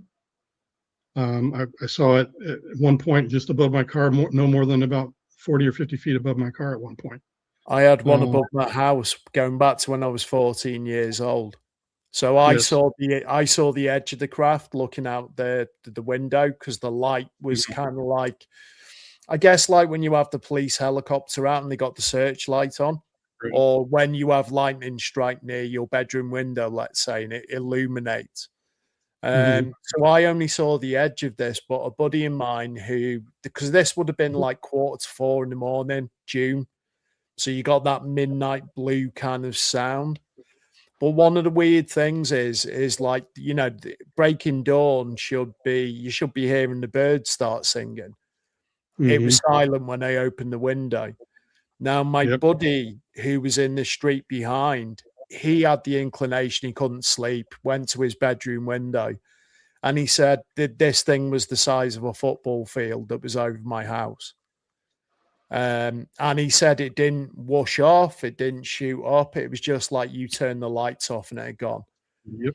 They're that Now, fast. Yep. yeah, back then, I guess, going back to, it would have been 94, 95. You had the Belgian wave, I think in 96, short after. And there was a famous sighting in, I think Nick Pope covered RAF Cosford, which isn't too far as the crow flies from where I'm based. But what I'm trying to say is, like, there was nothing in popular culture. It was all kind of like the flying saucers, the Adamski type saucers, and the Kenneth Arnold. There was nothing about these massive flying triangles back then. And then, boom, it seems to be come into popular culture. It's featured like on the X-Files, and it's like we just accept it now. And it amazes me that so many people have seen these things and just kind of go, oh, well, that's one of ours, and it's just like, oh, shrug it off, it's not a thing. And I've got buddies that have seen these things and sent me some pretty compelling footage, and you're like, shit, like, if I was to see that again, put me back as a young 14-year-old, Right. Even based on the things I've seen since then growing up, I'd still be like, pardon my French, but a holy shit moment. Yes. And yes. I guess that's the same for a lot of people, but it seems to be becoming more a thing. I don't know if it's the frequency of them coming here more based on what you've said about them kind of being I think it's an evolution. Let me put it this way. I agree with you that it's been kind of a growth, like you're saying, from your 14-year-old self to now. And I would say that the program's been very much like that. It seems that in the 1960s and 70s, from what I understood while I was in the mission, in the program, that the theme was more, we captured something, but we don't know how it works or all this other good stuff. And then there was contact also with the NHI, and some of it was problematic. But now there seems to be an evolution into the 80s, 90s, and 2000s, where I think the TR3 became a mutual hybrid program between the NHI and the United States, because I think it's a mutual mission type for the NHI to want to get to the crash site first and save the people that they know are not humans from further crimes by ourselves, and also to have a say in the retrieval itself. So they would have helped with building a hybrid piece of machinery that can get there first. Likewise, it would help our retrieval teams to get there first, because then we can have first hands-on, try to take pictures and garner whatever we can out of the encounter on the retrieval. And maybe there's a bit of mutual mission area now that's been developed over the years for that. And I think maybe that's what we're looking at here, is that earlier than this new mission type of this retrieval program evolving, everything before that was just like, gosh, what do we have now today?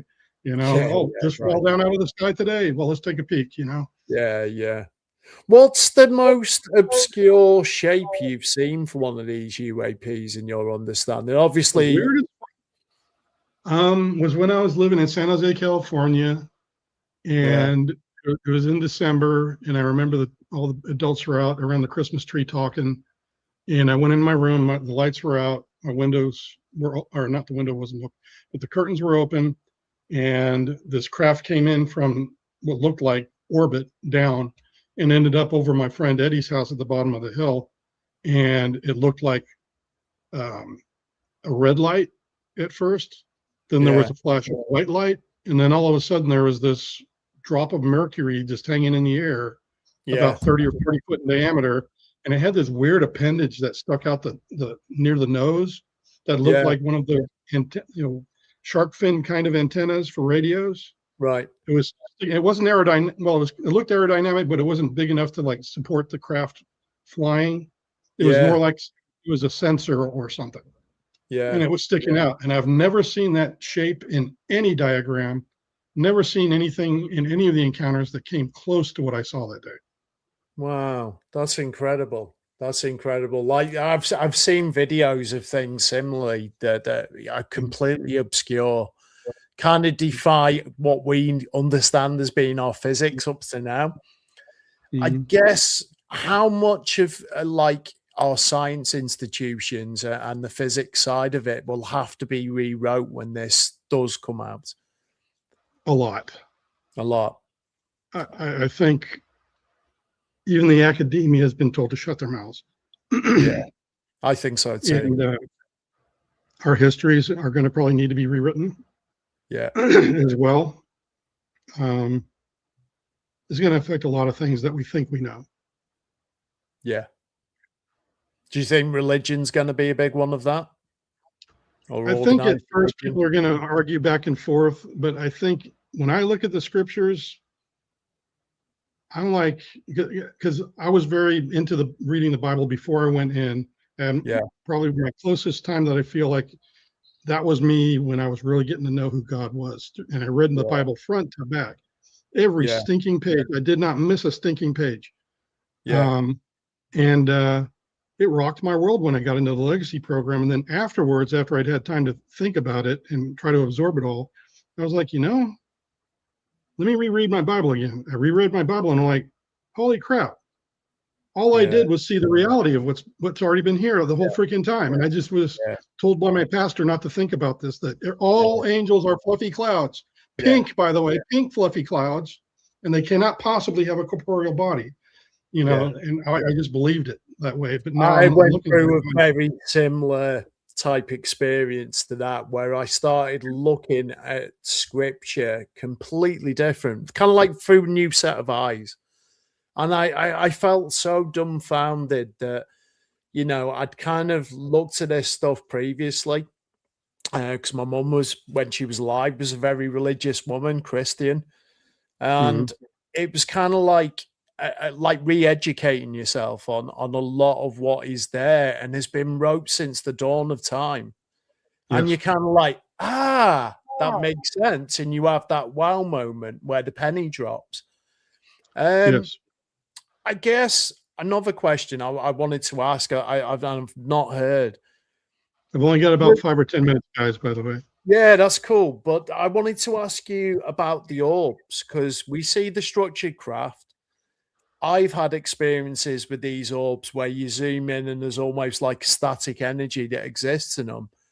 Yeah. Are they, as in what we're seeing, is that a structured craft behind that orb, or are they intelligent in their own right, do you believe? I was asked this recently in a different interview, but I broke it down into two things. Yes, there's the one that when I was stationed at RAF Mildenhall in the UK. Yeah. Yes, I did see an orb, and it lit up the sky from underneath the clouds like the sun would. It was that bright. Yeah. And I could definitely see that there was a metallic sphere beneath the aura of gold and green aura that was all around it. So Wow. that one was technical. Yeah. I had missing time also, because at that point in time, it was February, you know how dark it is in the morning. Well, it usually took me about 20 minutes of driving to work from where I lived at that point to see daylight over the horizon.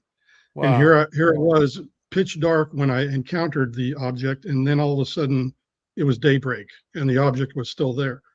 And not only that, I had been crying. I literally felt coldness on my cheek, and I went like this. I'm like, why the hell am I crying? And I just kept driving to work. So there was that orb. Now the other ones that I've actually encountered here in this place where I live now. Yeah.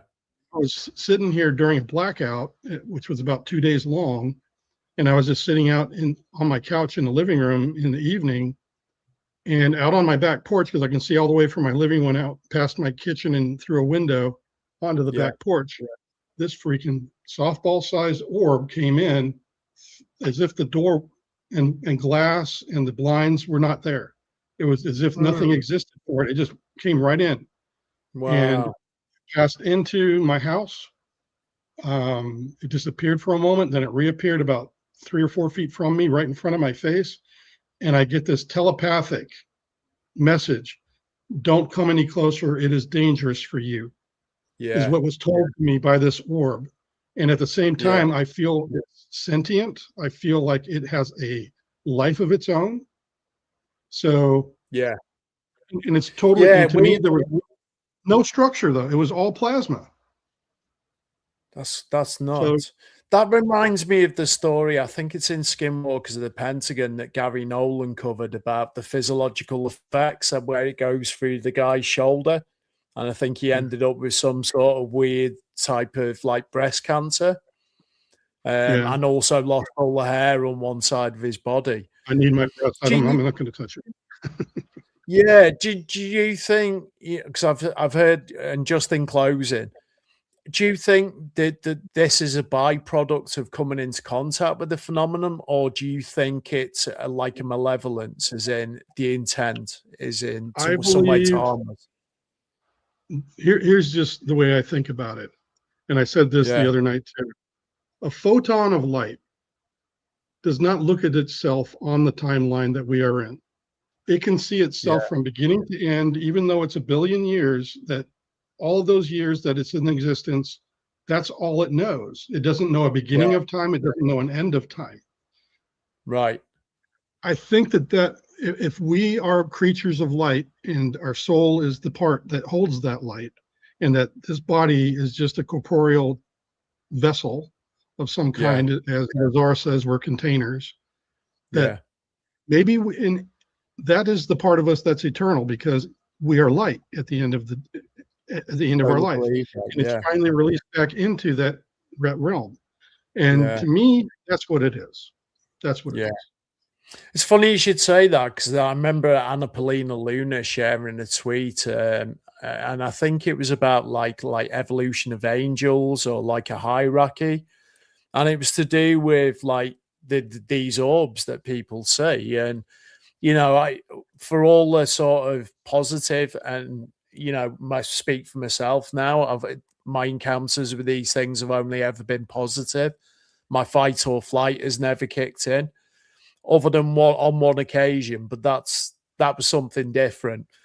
But it seems to be that these things can control emotion within us as well, which is kind of nuts. Yeah, that's a dangerous part, and I'm glad you brought that up, Shay. Because if they are telepathic, as I know they are, even the being, I had trouble deciding if I was feeling an emotion or whether it was coming from the other guy. Right. The only thing that made me discern between the two is doing the mind check, going, okay, wait a minute. I don't feel that way about this particular thing. Therefore, it must come from them or him. Yeah. And a lot of people don't know themselves well enough to even make that distinction. In other words, if I'm telepathic and I'm angry and I'm projecting that at you, and you get angry because you just don't have any context, you don't know what it is, and all of a sudden you're just stomping angry, just like I am. Yeah. That's kind of what might happen to some folks. Yeah. That's definitely, they're unaware. Yeah, that's definitely food for thought. Yeah. And think about that with this conspiracy stuff with shadow governments. Imagine if there is a nefarious set of these NHI that are looking like us and altering congressmen's and congresswomen's emotions for the day about a given piece of legislation. Imagine what kind of power that would afford you. Imagine what you could do with it. Yeah. Ouch. Yeah. And all you had to do is keep all the congressmen and women blissfully unaware. Yeah. That makes a lot of sense. Oh, we can't. Can we do a part 3? You can't leave us. I was going to say, you can't leave us on that cliffhanger. Jay, before you really go, will you do number 3 with us? Because how are you going to leave on that? That will keep me up at night. Let's everybody cool off and contemplate all the good stuff we talked about today first, though, because we gave them a lot to chew on. Yeah. And Jay Austin had freaking awesome questions. Isn't Jay great? I told you, you'd love him. Yeah. You put me on the spot a few times. If I was not a truthful person, you would have caught me, man. No, that's it. He does. He's good. He's the same. I'm like, I think it's good to have that balance from the outside looking in, to my own personal beliefs about you. I could tell by your energy watching the program that like you were totally legit. Yeah, But I know. guess for the audience, You you know, feel people are 'em. obviously going to have Yes. questions. Yeah, You're one of the guys that would have picked to be an interrogator, honestly. I'd have he's been lousy. good. He's really They'd good, have isn't just he? put an onion in front of me and I'd have run out the room. He, Yeah, you know but what as though? you saw- Yeah, but you can put him on the spot. He's jumped into some interviews most people would never in their business. And Jay's like, no problem. And he does like with ease, but not very many people can do that. That's exactly what I saw in him too. Thank you. Yeah. I just love to I've been learn. through some tough questioning, honestly, over all of this from the get-go in 2022 when I went to Congress. They likewise have very good questions as well. But he is yeah. building a very good road for you. Like when he asks those and he cross-examining, they'll say people do research. He does research at a documentary level. That's the difference. That's what separates Being too us kind. from Jay. No, it's true. It's true. You have It's to be true. that way. Yeah. That's how you weed out the bad guys. Yeah. That's how Just, you weed them just out. learning and growing as you know, I go through this, and I've got some brilliant people around me that are teaching me really well, such as yourself. You know, thank you for coming forward. Thank you for your service, not only to the US, but you know, you were stationed in the UK here too. And I just, you know, Godspeed, and I wish you the very best in the future. And please, let's do part 3 because I've enjoyed this immensely tonight. Thank you. And just to know that we have your back over here too, Jay. Like if you ever you just drop me like you know what I mean, a message or DM, like I'm on that. I would seriously, and it's so important that the truth get out. So you've become family over here. Like from the first time I said, I really hit it off with you and it really changed. It's like a domino effect. Like it really changed how I viewed a lot of things and it needed to happen. Beautiful. It needed to happen. That's the way it should be. Yeah. When you get in with the right folks, that's what happens. Everything clicks. Yes. That's And that's why I like to give that coverage. And I want to know, hey, like I remember when James Gillian came on, I asked him the same question. I was like, who would you know, next? And then he did. He gave me like, you know, so it was like when I do that, it's because I really value what you've done. And I've, you know, you check out and like, I get it. So I'm at, you know what I mean? It's like, that's like a compliment for me. So I just wanted you to know, I do take it very serious. Yeah. Well, thank you. You guys are both beautiful people, and I've enjoyed every minute of today. That was really great. Thank you very much, sir. Thank you. Enjoy the rest of your day. I'm gonna. It'll probably take me an hour to unwind after this conversation. Let me use my British accent for a minute. Yeah, bro. Awesome. That is an immensely great British accent. He's originally from there. Don't ask me to do my American accent. I sound. If we were drinking beers and if we were drinking beers together in a pub, I'd pick up the accent again. Yeah. Yeah, that's what you said, being born over there. That's interesting. What about, I got to hear the American impersonation, though.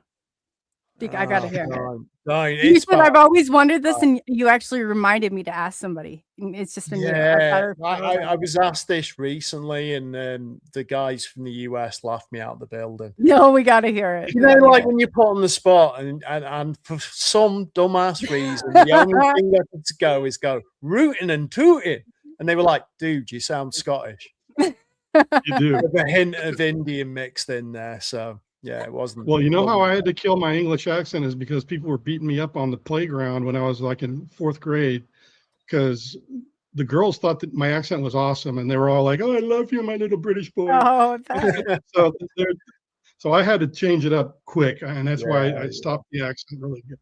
But it does come back. You know, you just say, I'll say this, I'll shut up. But like when I visited the US, it seems to be like they think we all talk like Hugh Grant over here. And I'm like, yeah, we're kind of very distinguished. Yeah, we do. Kind of like the US, you've got your Texas accent, you've got your Jersey and New York. Exactly. Yeah, you're always happy, friendly people. We try to be, not all of us. Good no, and bad. but I feel like you go out of your way to like, and that's you know, I think that's a good thing. Like it makes people feel welcome, makes them feel, you know, it's like warm, huh? You gotta fit in. Yeah, you're right. It helps. It helps people get more comfortable with you sometimes. Yeah, if you do it right. If it's not it's really offensive, warming. Yeah, you can't be disingenuous with it, but yeah, I think it's also like if you were to go further down London, a lot more. We say the Southerners can be quite disingenuous, Whereas where I am in the north of England, it's kind of like, we say, all right, mucker.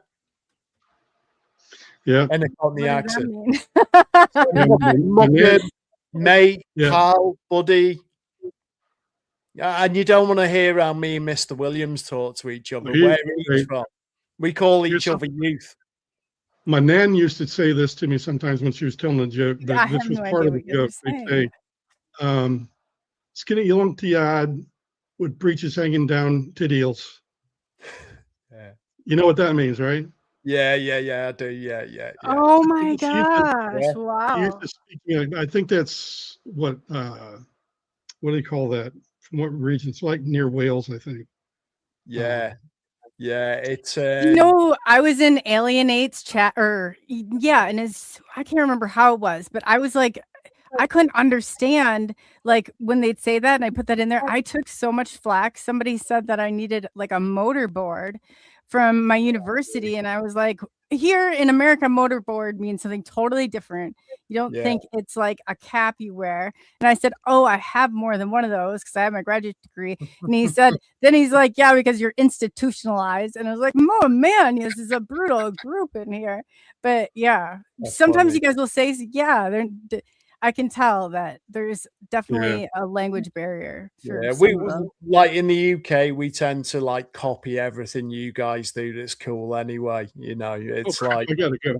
Yeah. Oh Yeah. yeah. Well, Yeah. yes. Take care, and we will be good talking to night, you sir. soon. And Gosh, I'm gonna That's talk to him cool. forever. So yeah, that was really cool. what a Very great cool. guy.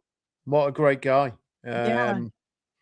Yeah, so many questions sort of popping into my head as the conversation was going on, and the things, within trying to stay respectful to his security clearances and not sort of get him in trouble. Right. It's I like compared to the interviews I've seen, Jay do previously. You were You hitting know, some, there even was a lot. he said you were hitting some nails on the head. Like when you first came in there and the question you asked, I was like, wow, these they talk about this. There are good questions, and we should be asking, we're just not how many times have you been told you're not asking the right questions? Yeah. That would be the right question. And it's just like, Yeah. I felt like a whole thing like laid out. And when he's talking about reporting it, or maybe even our end of it, if there's things like to create like some sort of, because this whistleblower stuff, I mean, it is, you kind of put it into a category until you understand and that these are individuals, because you don't get to hear their story very often. Yeah, that's Like, it. how did they come to this? Like, what led them right to this point where they decided, we usually hear the after effects of it. Yeah. So I thought this right here is like what I want to know about each of them now. Like, Yeah, it's kind of like what I guess what's that eureka moment that, from I guess like sitting on that, for 20, 30 years of a career and yeah. kind of, wondering maybe in your own lifetime, does this stuff ever come out? Or how is and then everybody gonna like react? Because it wasn't at first. Not everybody reacted like in No. a positive way. He said, I remember the first time he was Yeah. on, like how it sunk in, and nobody, at certain points, nobody did say anything. I'm like, man, can you imagine? I said, what was that moment like? And you kind of struck on some of those things too. I want to know what it felt like to Yeah. be that person in this situation, in this scenario, and to know what it would have felt like to have to even like press that, you know what I'm saying? Like, want to Yeah, press that button. I guess, without bringing out the negative aspects and putting those emotions back and making relive that. I guess, like, in my head, it's like trying to imagine and put myself there to what those experiences feel like, all that anxiety, all the trepidation about coming forward, worrying if you're doing the right thing for you, not only for you, but the pass on for your family. When you've got a family, you've got to think of them too. It's not just the selfish choice that we make. And they do threaten, like I get threats. People don't even understand. Like I got one, they're like, they have my real name, they have my real address, like I blurb it out, but you can see it's like right there. Are you afraid to DIE? Like it's like all this creepy stuff. And I'm like, man, I can't imagine. And I hear it though. I hear it from everybody. Yeah. And there's a part of this trolling that gets really dark, or like they're sitting across the street from my house. You know, it's just like, come Yeah, on. I've had the same kind of shit. And, Yeah. I like it. I'm not going to lie. You know, I could sit here and say it doesn't bother me and I laugh it off every time. But there are elements to Yeah. things I won't go into because I don't kind of want to feed the trolls that are listening. No, I won't either. I won't even give them a name. So I get that. I get But that. by the same point, you know, does it unnerve me? Hell yeah. And there's very few, you know, I'm not saying I'm a tough person or whatever, and I never go looking for a fight, but I'll I know never you back don't. down either. Mm-mm. And, you know, I've always said, I think I said it last time, it's not so much a crusade for me. Something's leading me. I'm not at the driving wheel, blatantly, because I've tried to walk away from this so many times. And Yeah. you know, if the you know, hopefully I've got many years left on this planet, but you know, if I was to, let's say, croak it tomorrow, at least my life's meant something, you know. And I think doing this as a collective, as in, you know, this show, having Jay on tonight, you know, it's like, is in some ways it's kind of harrowing to see what the whistleblowers go through. Yeah. But on the flip side to that, isn't it great that we can have these conversations and, you know, we can talk and sort of throw You can around talk to them like an ideas. experiencer also. Yeah. Yeah. 'Cause you get Well, to, you know? yeah, I just, in some ways, you know, like look, someone said recently, they went, "Oh, you're an accidental journalist." And I was like, yeah, I should probably put that as my moniker on Facebook and social media because I didn't go to university. I didn't go to college for this stuff. But I guess what we're all doing and you know, the language that we use in the form of communication, that's what we're doing. You know, we're playing our part in this process of delivering this message to Can I tell maybe you something? Like, I'm well, glad that you're not, because okay, so I was a mental health therapist for 7 years and I yeah, have my master's, and I look at the art of journalism and to where and how motivate, like you're asking questions in the way that you're asking them, nobody's going to know as an experiencer. And I would not want to be that person who took some, you know, conformative. I'm trial and error, and I think you are the same way. You relate yeah, very definitely. well with people, especially your sports, the way that you're able to interact, the questions that you ask. I wouldn't even put yourself in that box because I think you're like way above all that. You really are. No, just I'm just doing what I'm doing and playing my part in all this. You know, there's no I in team, as I keep saying, and I think there's a lot of people putting out some good content at the moment, and for the right reasons. But Rather than you're one of the few that can come to me the way that you do, and you're like, "Hey, here's another perspective on this. Here's some more information on this." Da da da I da don't da. mean to. I do though, and I take it. Why? Yeah, No, it's. I think we can. I'm on the same level. yeah, Sometimes there's stuff that I've just found. I've jumped to conclusions about maybe like 5 or 6 years ago, and then I haven't really, you know, I didn't. And then I was yeah. gone from Twitter from 22. I completely had enough. So different things have changed the dynamic. So I Yeah. don't want to I automatically just assume. think as well in terms of what information I retain from the years of doing this is like you can send me to the supermarket and I'll have got there and I'll make a phone call and I'll have completely forgot what I went in there. In fact, I've stood outside for half an hour before now, kind of, and I've lost my mind going, shit, what did I come in here for? It was something specific. Whereas, like, you know, the stuff that I guess that I'm passionate about, maybe through being an experiencer, I don't know. But I've got a genuine passion for this and I like to learn. I like to have these conversations because, you know, having the likes of Jay on, I'll watch this back in 2 or 3 days and there'll be bits that I've spoken about tonight that I haven't really sort of grasped. And then Oh, I'll listen definitely. to it back and I'll kind of have that eureka moment and I'll be like, oh shit, that correlates with this. And then you start connecting the dots. And, that's how a pattern and I guess an opinion forms. Is like I said to you last time, you've got to be objective, as in, even guys that have come out that I don't completely agree with, they're just as relevant, the Stephen Greers, even the Tom DeLongs of this. Well, if you want to know, like I always said, you have to put somebody on the inside. And it took me a while because my first round before I like really ran for public office, I didn't understand this, that you wanted those people going to their meetings and then coming back and reporting back to you. It's the only way I find, it's just like a known tactic or thing to do. So no, I have kind of changed my mind on some of that. You have to. There's always an element of truth. You just have to find it. I think it's, like I said, I think it's kind of akin to a double-edged sword, as in, I said to you, maybe some of the people that we put on the pedestal currently are the more nefarious characters, the snake oil charmers, sellers. And maybe and we know who some of them are, like, what I mean? It's and I hope from tonight, at least your audience, maybe, because I do see a lot of criticism of people like Luis Elizondo, and it must be crazy to jump on there when I can tell you why. I followed it. Like when I tell you like a crazy person, I'll send you the wall, and I started printing, and I had like, it went layers and layers and layers deep. I'm like, I'm finding the truth, and it's getting down to the truth on this.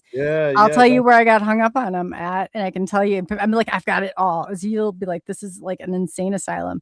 But my I mean, to come to my defense here, like they change names, like you're changing, like, I don't know, your the chameleon toothpaste, brand. Like, I mean, it really is not that big of a deal, but they'll change names like very rapidly. And it was the only way I could follow it. It was all over. And I was like, these people. So then I color coded. I was like, this person's with this agency, and then I had each person color coded, and then I could cross reference who is who. But isn't this the same as like, going back decades when Dr. J. Allen Hynek, say, was like, Project Blue Book, and he was a total skeptic coming into this and became a believer, and look how we sort of champion those guys now.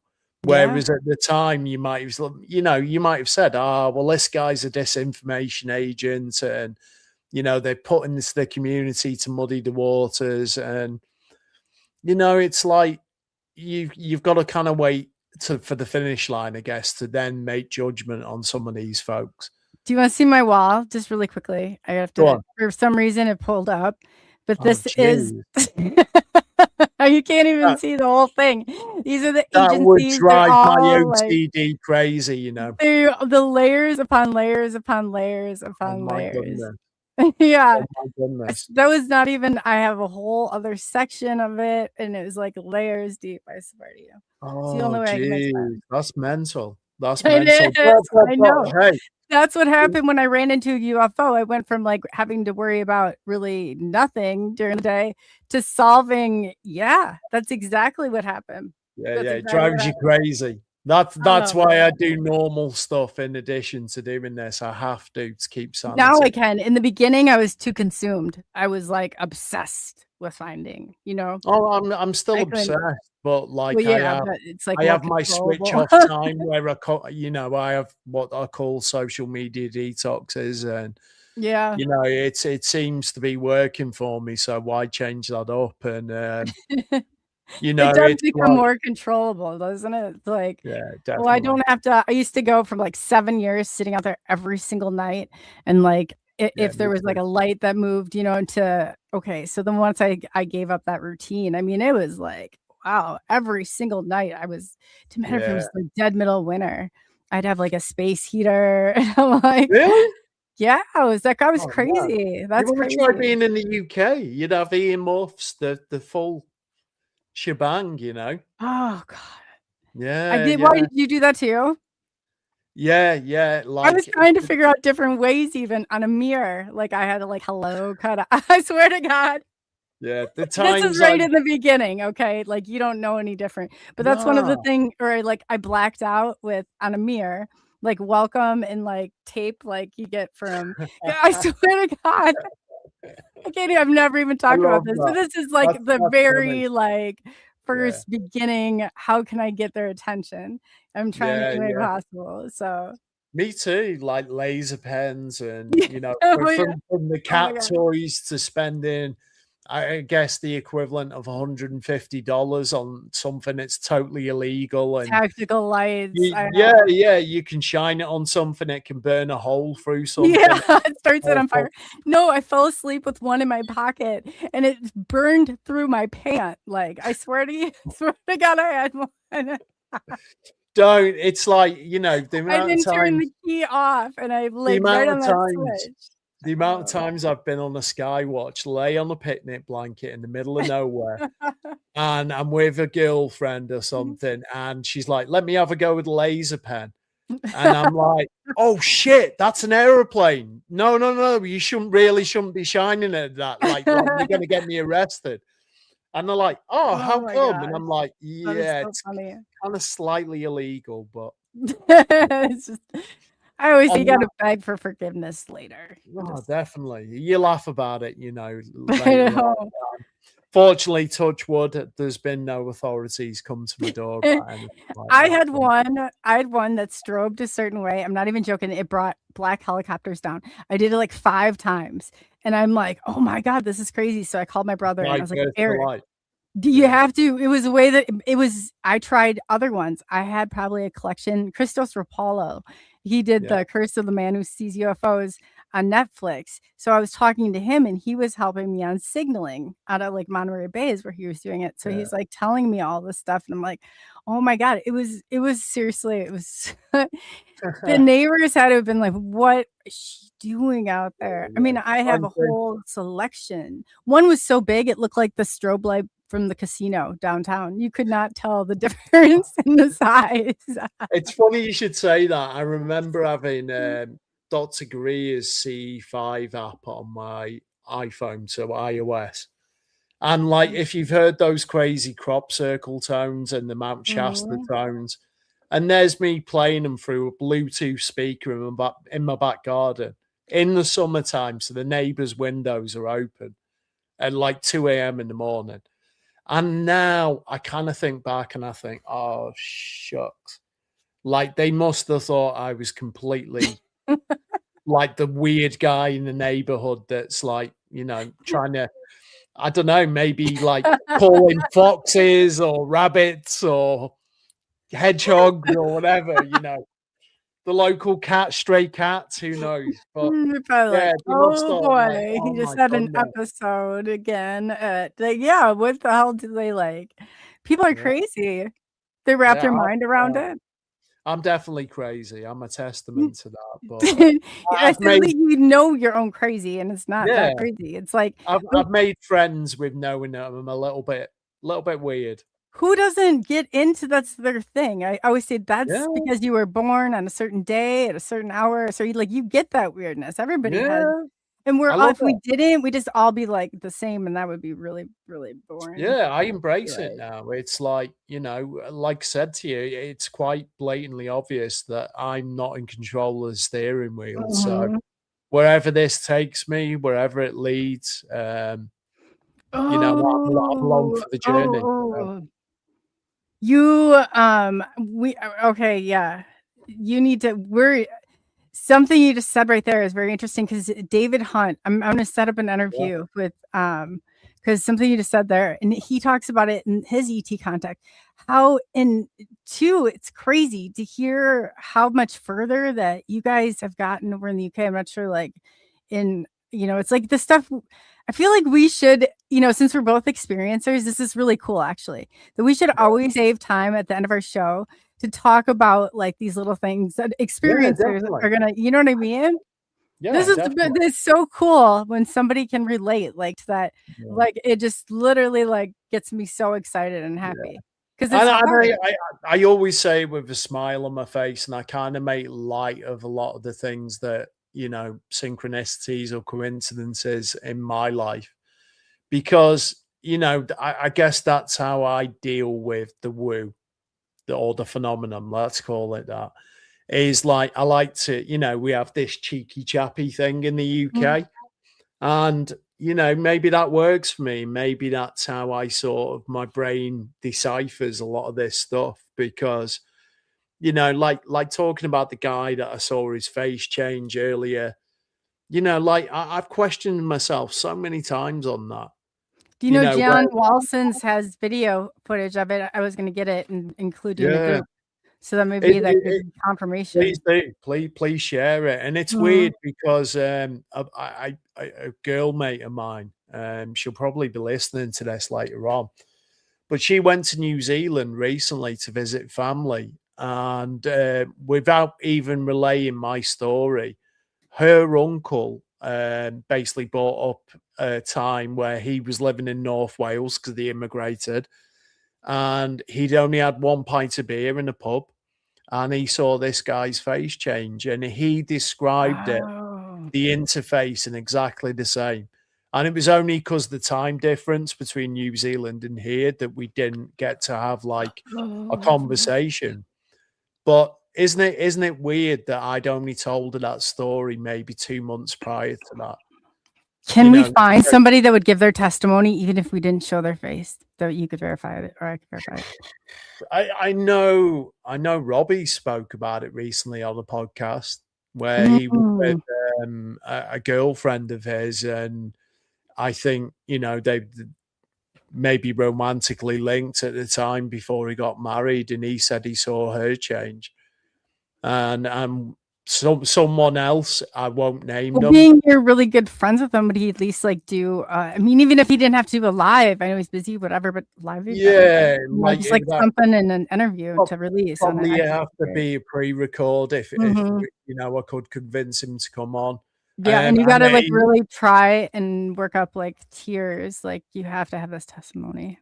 oh, definitely. And like, I know he would love to come on and do this. Just at the moment, he's in the middle, like literally just Yeah. kicked off the second part of a world tour. No, So, no, and it doesn't have to be today. I'm just saying in the future, I would love to get that testimony.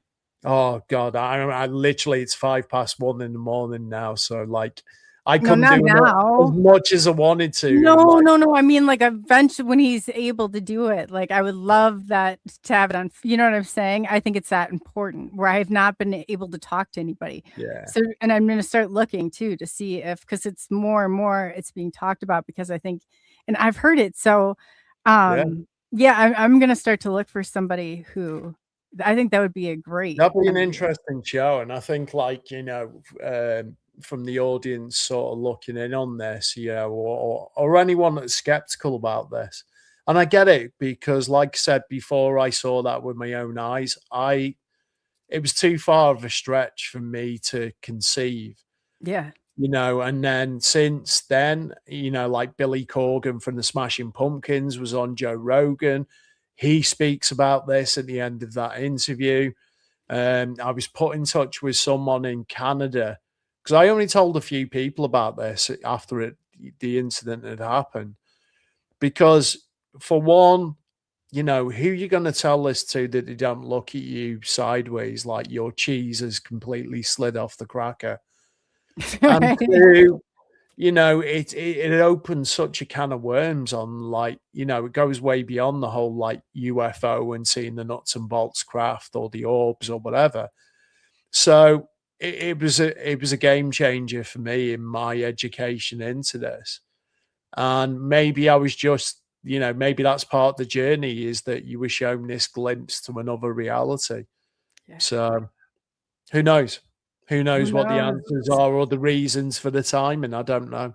I just know, and I know that it's late, and we'll let you get going too. But I think that some of this stuff right here needs to be pushing the edges of this. Like I think so. knowing this, there's no level 2 book. There's no like, oh well, this is. I think that right there is like really starting to branch off into a better way. Because if we want answers, it's not going to be like we've done the past 80 years over and over and over and over again. That's not how we're going to get there. That's not how. Have you And just seen the experiencers comment? know. Have you just seen the comment at the bottom of the screen? I wish someone would make a Coley Weather action figure that fights aliens. How cool would that be? That would be cool. Oh my god, that would be really cool. If you do one of me, I'm hoping it's kind of like an action man or like, one of those guys with all the muscles and stuff, Oh, But, that's awesome. That's awesome. that'd be cool. That's like hit some real power right there. Yeah, there's probably someone out there listening. So if you want to make a doll of me and Yeah. Coley, as long as they're not voodoo dolls and you stick your pins in them, I'm I good. know, right? On that note, I'm And gonna try- yes, it's late here in the UK, so and it'll take me Awesome. another hour to kind of shut off after this. But yes, I totally yeah, understand. great show. Who have we got next Thursday? Next Thursday, who do we have next Thursday? I'm putting you on the spot now. And I can't remember who we have next Thursday, but I'll have to look. We have somebody next Thursday, but you know what? When we get off, I'll look on my board and then I'll let you know. I hope so. And then I'll let Otherwise- everybody, I'll update everybody on the next show and let them know Yeah, exactly. I was going to say otherwise you're going to get me boring you to death for 2 hours. No, again. not at all, not at all. And I'll update them tomorrow because I have a show anyway on Friday. Yeah. So I'll get it together. I've been moving and it's kind of just like my normal whiteboard isn't where it's normally at, and it's kind of like it throws your whole like equilibrium Yeah. off a little It bit. takes time to adjust, doesn't it? Yes, it does To too. settle back down and stuff. So I get it. Yeah. But yeah, great show as always. As always, a pleasure to join you tonight. Again, before closing, big thanks to Jay for coming on. Such a great guest, and wow. I'll probably watch this back 2 or 3 times to kind of decipher everything that he said and explained. I hope your audience enjoyed the show based on some of the comments that I saw flash up. Oh yeah. You seem to. I'm sorry I couldn't get around to asking all the questions. Please put them in capital letters for next time. Are you signed in on any YouTube? Because if you sign in under YouTube, you'll be able to see the chat better on your end. No, because right you now want to sign up for, even if it's just like a personal, that way it comes in on, and then you'll be able to, you're not seeing all the chat and it's not as as it is over on this end. Oh God, I won't be able to keep up how you do, reading out the names at the start. No, you're okay. I'll still do that, but it will help you to integrate better, so that way you'll see some of the comments. Yeah, I've got a YouTube account, so yeah. You should see if it helps. Just definitely look at it in addition to Instagram and streaming on Facebook and stuff. But yeah, I'm going to say good night. Good. Good evening for you guys in America, and we'll see you all same Next time, Thursday. or as they say, same bat time, same bat channel. Next Thursday. And let's do this all over again. So it's been a pleasure. Thank you. Mine too. Thank you. And yes, that was an absolute wonderful, wonderful show. And I wanted to say really quickly, thank you to each and every one of you. Benno, thank you so much for the super chat. That's very cool. And it was very honest and brave. I thought, he definitely earned my respect. And thank you again, Benno. That was very kind and we appreciate it. It was a great show. And Bimora, thank you very much. So on behalf of SNX Radio, thank you for taking the journey into the unknown. I'm Coley, also known as ColeyUFO, and that tonight was Jay Austin. So rocking this out till the next time.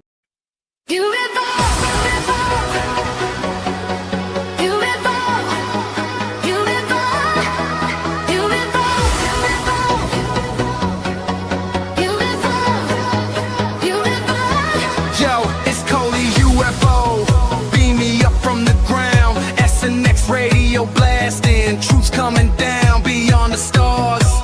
Secrets hiding in the night, disclosure dropping bombs.